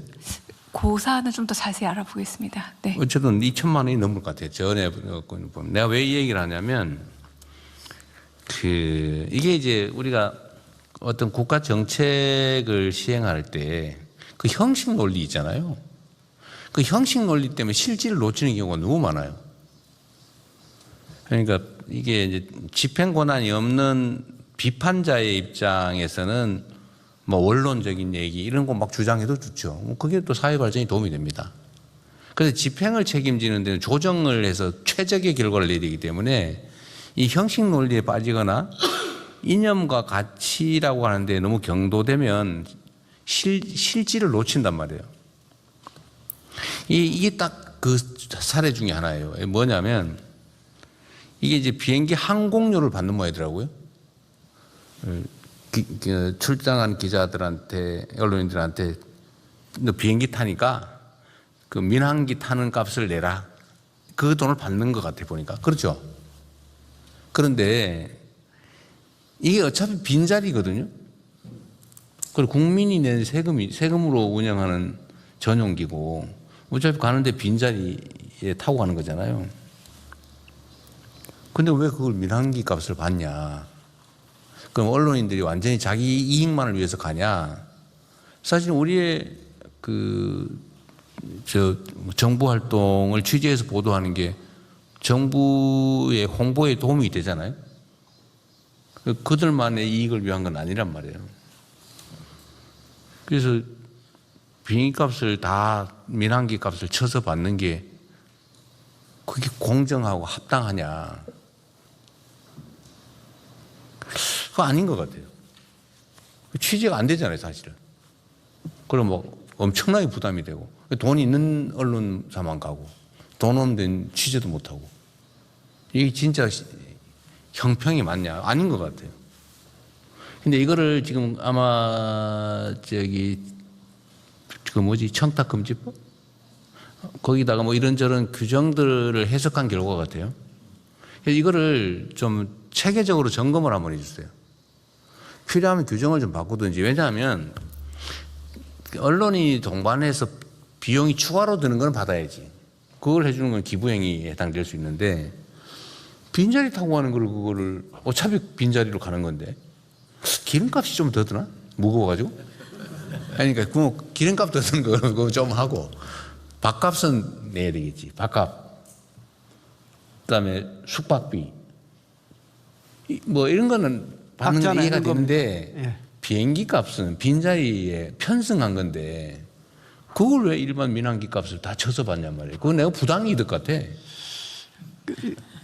대통령님, 그런데 이제 다른 측면에서 보면은요.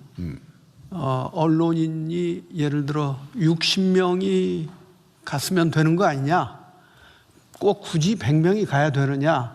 그런 측면이 하나가 있을 수 있고, 아까 대통령님께서 지적하신 것처럼 이 형식 논리에 따라서 반드시 가야 되는 정부 부처 공무원이 이 공군 1호기를 아니요, 그게 아니라 공군 1호기를 자리가 남음에도 불구하고 탈 수가 없어서. 왜 못 타요? 한번 허용하기 시작하면 이게 이제 숫자가 너무나 늘어나니까. 아니, 그래 봐야 비행기 좌석을 넘지 못하겠지. 입석은 없잖아요. 그것이 현실입니다. 그게 그렇지 않으면은 또 컨트롤이 안 되고, 그게 아니, 대통령 전용기에 뭐 지 마음대로 탈 수 있는 것도 아닌데 무슨 컨트롤이 안 되겠어요. 그 우선순위 정해서 타면 되지. 빈자리만큼만. 두 가지 사안 다 사실은 문제점이 있어요. 네, 검토를 한번 해봐 주세요. 그렇게 하겠습니다. 대통령님, 말씀 좀 죄송하지만 항공료는 그렇게 큰 비중은 아니고요.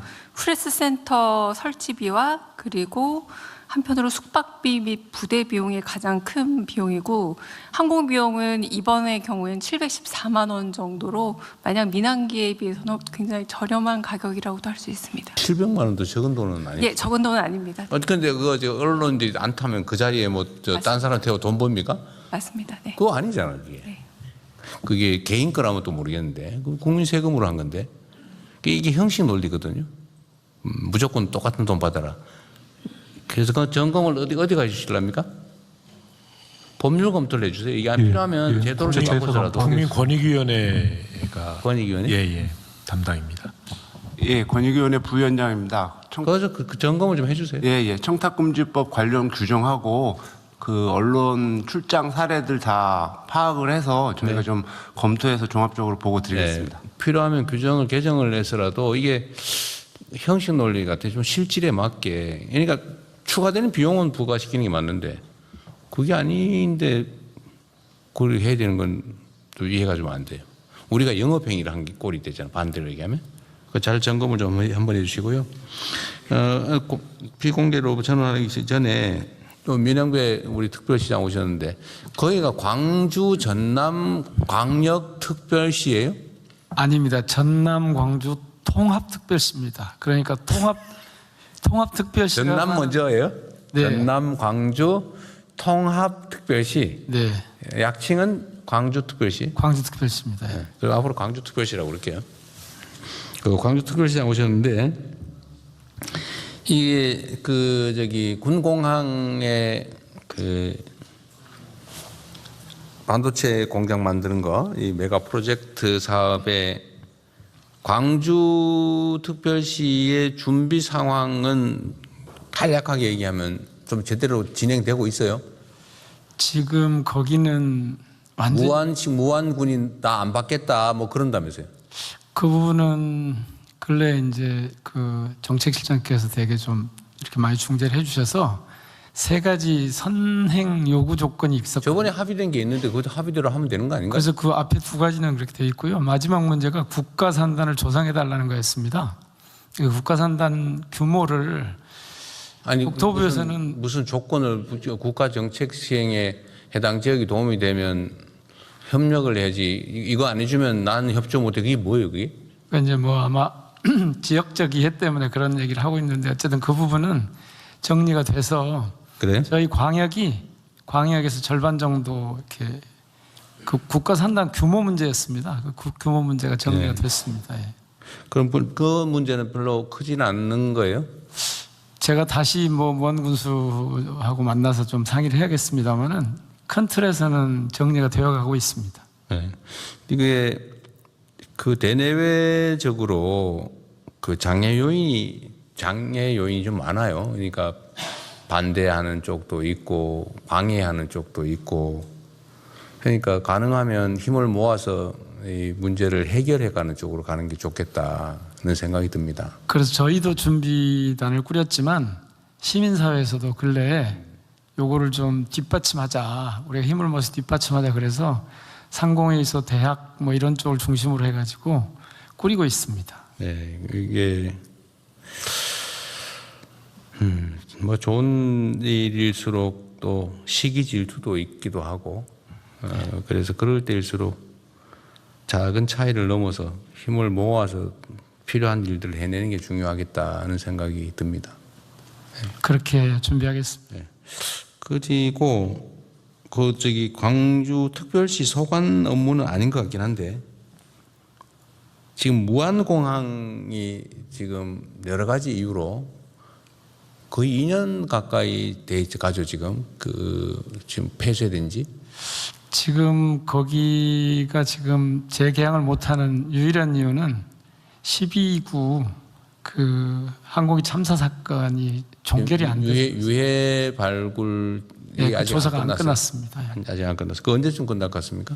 그거는 국토부에서 지금 하고 있는데 뭐 조만간 끝날 거라고는 합니다만은 제가 말씀드리겠습니다. 8월 달에 뭐 끝난다 그랬던 것 같은데. 지금 유해 조사를 열심히 하고 있는데요. 그동안에 좀 특수한 상황이 좀 있었습니다. 폭염 문제가 있고 장마 문제가 있어서. 뭐 문제? 폭염 문제가 있고 또 거기서 이제 수색을 하려면 수색자들하고 관련해서 또 폭염에는 또 작업 시간이 줄고 그래요? 장마 야외 작업하면 안 되니까. 열심히 하고 있는데 조금 지체되고 있습니다만 8월 말까지는 끝낼 수 있을 것 같습니다. 그러니까 유해 수색은 이제 8월까지 끝내면 재개항 문제는 어쨌든 일방적으로 할 수는 없고 유가족들 그렇습니다. 피해자들하고 좀 협의가 돼야 되는데 그 유가족들이나 피해자들의 의견은 존중해야 되겠죠. 근데 거기 입장은 대체로 어떻습니까? 그거는 그분들도 뭐 유해 수색하고 관련된 게 끝나고 나면은 정부 정책에 대해서 이제 협조할 의사를 가지고 계시고요. 그리고 유가족하고 협의가 돼서 재개항이 결정이 되면은 또 이래 안전장치도 해야 되고 사전 점검도 해야 되고 이러는데 한 5, 6개월 정도가 소요될 걸로 지금 보이고 있습니다. 이퀄라이저? 예. 이퀄라이저라 그랬나? 그 뭐지 이게? 예, 맞습니다. 이퀄라이저. 그 이퀄라이저를 이제 철거하고 다시 재설치해야 개항을 할 수 있는데 지금 이퀄라이저는 손상 상태로 그대로 보존되고 있죠. 지금은 그런데요. 그거는 조사가 끝나는 대로 수색이 끝나면 아니면 조사가 끝나면 예. 조사가 끝나야 할 겁니다. 조사는 언제 끝납니까? 아니요, 그거는요. 수색은 지금 8월 말까지 끝나는 걸로 돼 있고요. 조사는 사고가 어떻게 났냐? 조사하고 관련해서는 사실관계는 이미 확인이 됐고, 그럼 사실관계를 바탕으로 원인이 어떻게 되느냐하고 관련해서는 정부에서 할 수 있는 건 하고, 블랙박스하고 관련되는 건 지금 외국이 지금 이미 하고 있고, 구체적으로 또 필요한 거는 국내외 용역을 맺어가지고 지금 조사를 할 그런 일정으로 있습니다. 그래서 이게 뭐 조사가 완전히 끝나는 여부하고 모항 이렇게 재계약 여부하고는 조금 분리해서 생각해야 될 것 같습니다. 근데 제가 보고받은 바로는 그 유가족들 입장이 이 사건에 대해서 아직 누구도 책임을 지지 않고 있다. 그 책임은 여러 가지가 있긴 한데 그 중에 형사 책임과 관련해서는 도대체 뭐 기소된 사람도 한 명 없고 또 납득이 안 된다 이런 주장을 해요. 근데 검찰의 입장은 항공기 사고조사위원회의 결론이 나면 처분을 하겠다 이런 입장이라고 하더라고요. 검찰청 나왔나요? 오늘 휴가여서 나오잖아요. 아, 휴가 갔어요? 그 경찰들은 아마 알고 있을 것 같긴 한데. 예, 지금 경찰에서 지금 수사는 거의 마무리 단계인데요. 검찰하고 지금 협의를 하는 단계인데 검찰에서는 그 항공철도 사고조사위원회의 그 원인까지 같이 이렇게 나와야만 이렇게 이제 그걸 보고하겠다 그런 입장인 거죠. 예, 예, 그렇습니다. 그게 뭐 그렇게 틀린 입장은 또 아닌 것 같고. 그게 종결이 안 되면 수사 결론이 안 나고 수사 결론이 안 나면은 유가족들은 동의하기 어렵다. 뭐 대체로 이런 상황인 것 같아요. 예, 대통령 제가 사실은 당선된 직후하고 이 시장 직무를 시작한 이후에 각각 그 유가족분들을 뵀습니다. 뵀는데 지금 말씀하신 딱 그대로입니다. 그러니까 이 사건의 진상이 뭔지 하고 이걸 누가 책임질 거냐 이 부분이 정리가 되면 뭐 협조할 생각을 하고 있는 것 같습니다. 그 항공사고조사위원회의 소속을 지금 국무총리실로 바꿨잖아요. 국무총리실로 바꿨는데 그 조사 결과가 언제쯤 나올지는 예측 불가예요? 예, 지금 이미 진행 중인 게 있고요. 그리고 지난번에 또 현장에 가셔가지고 대통령님께서 이거는 유가족이 납득할 만한 전문적인 객관적인 판단이 필요하다 그래서 해외 전문기관에 필요한 부분은 지금 용역을 맡기려고 하고 있습니다. 그래서 용역 결과가 확정이 돼야 그게 그러면 너무 오래 걸리는데? 지금 그 이퀄라이저 지금 물론 유족들의 입장은 충분히 이해하는데 그 지금 뭐 시신 수습도 좀 엉터리로 하거나 부실하게 돼서 지금도 파면 나온다는 거잖아요. 지금 흔적들이. 그러니까 도저히 용서하기 어려울 텐데 어쨌든 그 유해 수습이 다 끝나고 나면 사고 조사에 필요한 체증은 다 끝났을 거고 그럼 이퀄라이저 공사는 재개해도 되는 거 아닌가요? 그런 거까지 못하게 하나 유족들이? 어쨌든 그것도 한번 체크해 보고요. 예, 그 부분하고 관련해 조금 더 다 끝난 다음에 공사하고 하려면 재개항이 너무 늦어지고 이 재개항 문제가 지역 경제에도 영향이 매우 크잖아요. 특히 요즘은 조금 전에 문체부 장관님 말씀하셨지만 그런 영향이 너무 엄청나게 커서 크죠. 예. 그래서 이게 유족들이 납득할 수 있는 좀 설명도 좀 충분히 할 수 있게 하고 또 뭐 여한이 없게 수색은 철저하게 하고 어느 정도 좀 정리가 되면 복구 공사도 하고 조사도 계속하고 다시 처분도 신속하게 하되 꼭 그거를 다 오고 난 다음에 하겠다 이거는 너무 과한 것 같긴 한데요. 예. 잘 여전히 유족들하고 얘기를 좀 잘해 보십시오. 예, 지금 대통령께서 말씀 주신 것처럼 유족의 마음을 다치지 않도록 하는 것도 중요하고요. 그리고 다른 측면에서는 또 무항공항도 빨리 해야 되니까요. 그 두 입장이 다 고려될 수 있도록 그렇게 해보겠습니다. 국토부가 현장에 좀 자주 가보시고 총리 면담 요청도 와서 날짜 잡아가지고 총리 면담 유족님들 뵐 날이었어요? 겁니다. 네, 그 설명도 좀 잘해 주십시오. 예. 실시간 국민 여러분들 실시간 보내주신 의견을 듣는 시간인데요. 국무조정실장께서 국민 의견 소개해 주시겠습니다.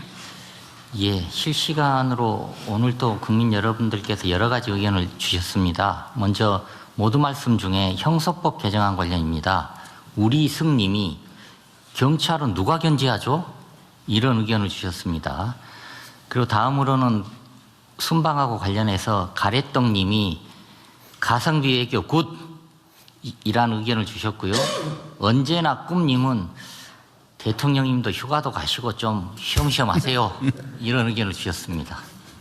그리고 다음으로는 중동전쟁 관련해 가지고 토트님이 주유비는 왜 안 내려가는데요? 라고 하셨습니다. 주유비 요새 조금씩 내려가고 있잖아요. 예, 근데 뭐 지역별로 차등이 있고 해서 지금 1,860원대? 그 정도죠? 예, 1,870, 80원 정도 합니다. 예. 1,860원? 근데 지역별로 한 70원 뭐 정도 됩니다. 예, 60원, 70원. 하루에 1원씩인가 떨어지는 것 같더라고. 1, 2원씩. 예. 그리고 그 다음에 삐삐님은 현장에서 체감이 가장 중요합니다라고 하셨습니다. 그리고 폭염하고 관련해서는요, 홈사자님이 가뭄이 너무 심하네요라는 의견을 주셨고요. 또 유재철님은 대형 현장은 폭염 대비가 잘 되어 있지만 소규모 현장은 폭염 대비가 전혀 없습니다라는 의견을 주셨습니다. 이건 이제 뭐 본인이 직접 가서 보신 거하고 이분이 근로자인지 아닌지 뭐 그런 차이가 좀 있는 것 같습니다. 그리고 다음으로는 경찰 수사 관련인데요. 휘파람님이 경찰 수사 공정성 말이 아닌 행동으로 라고 하셨고요. 캘린더님은 외부 감사와 투명한 공개 이 두 가지가 핵심입니다. 외부 감시, 하나는 외부 감시, 그리고 다른 하나는 투명한 공개 이런 말씀을 하셨습니다. 이분이 주신 투명한 공개 말씀이 아까 대통령님께서 말씀하신 거랑 좀 상통하는 부분이 있지 않나 그런 생각이 듭니다. 예, 이런 정도입니다 오늘.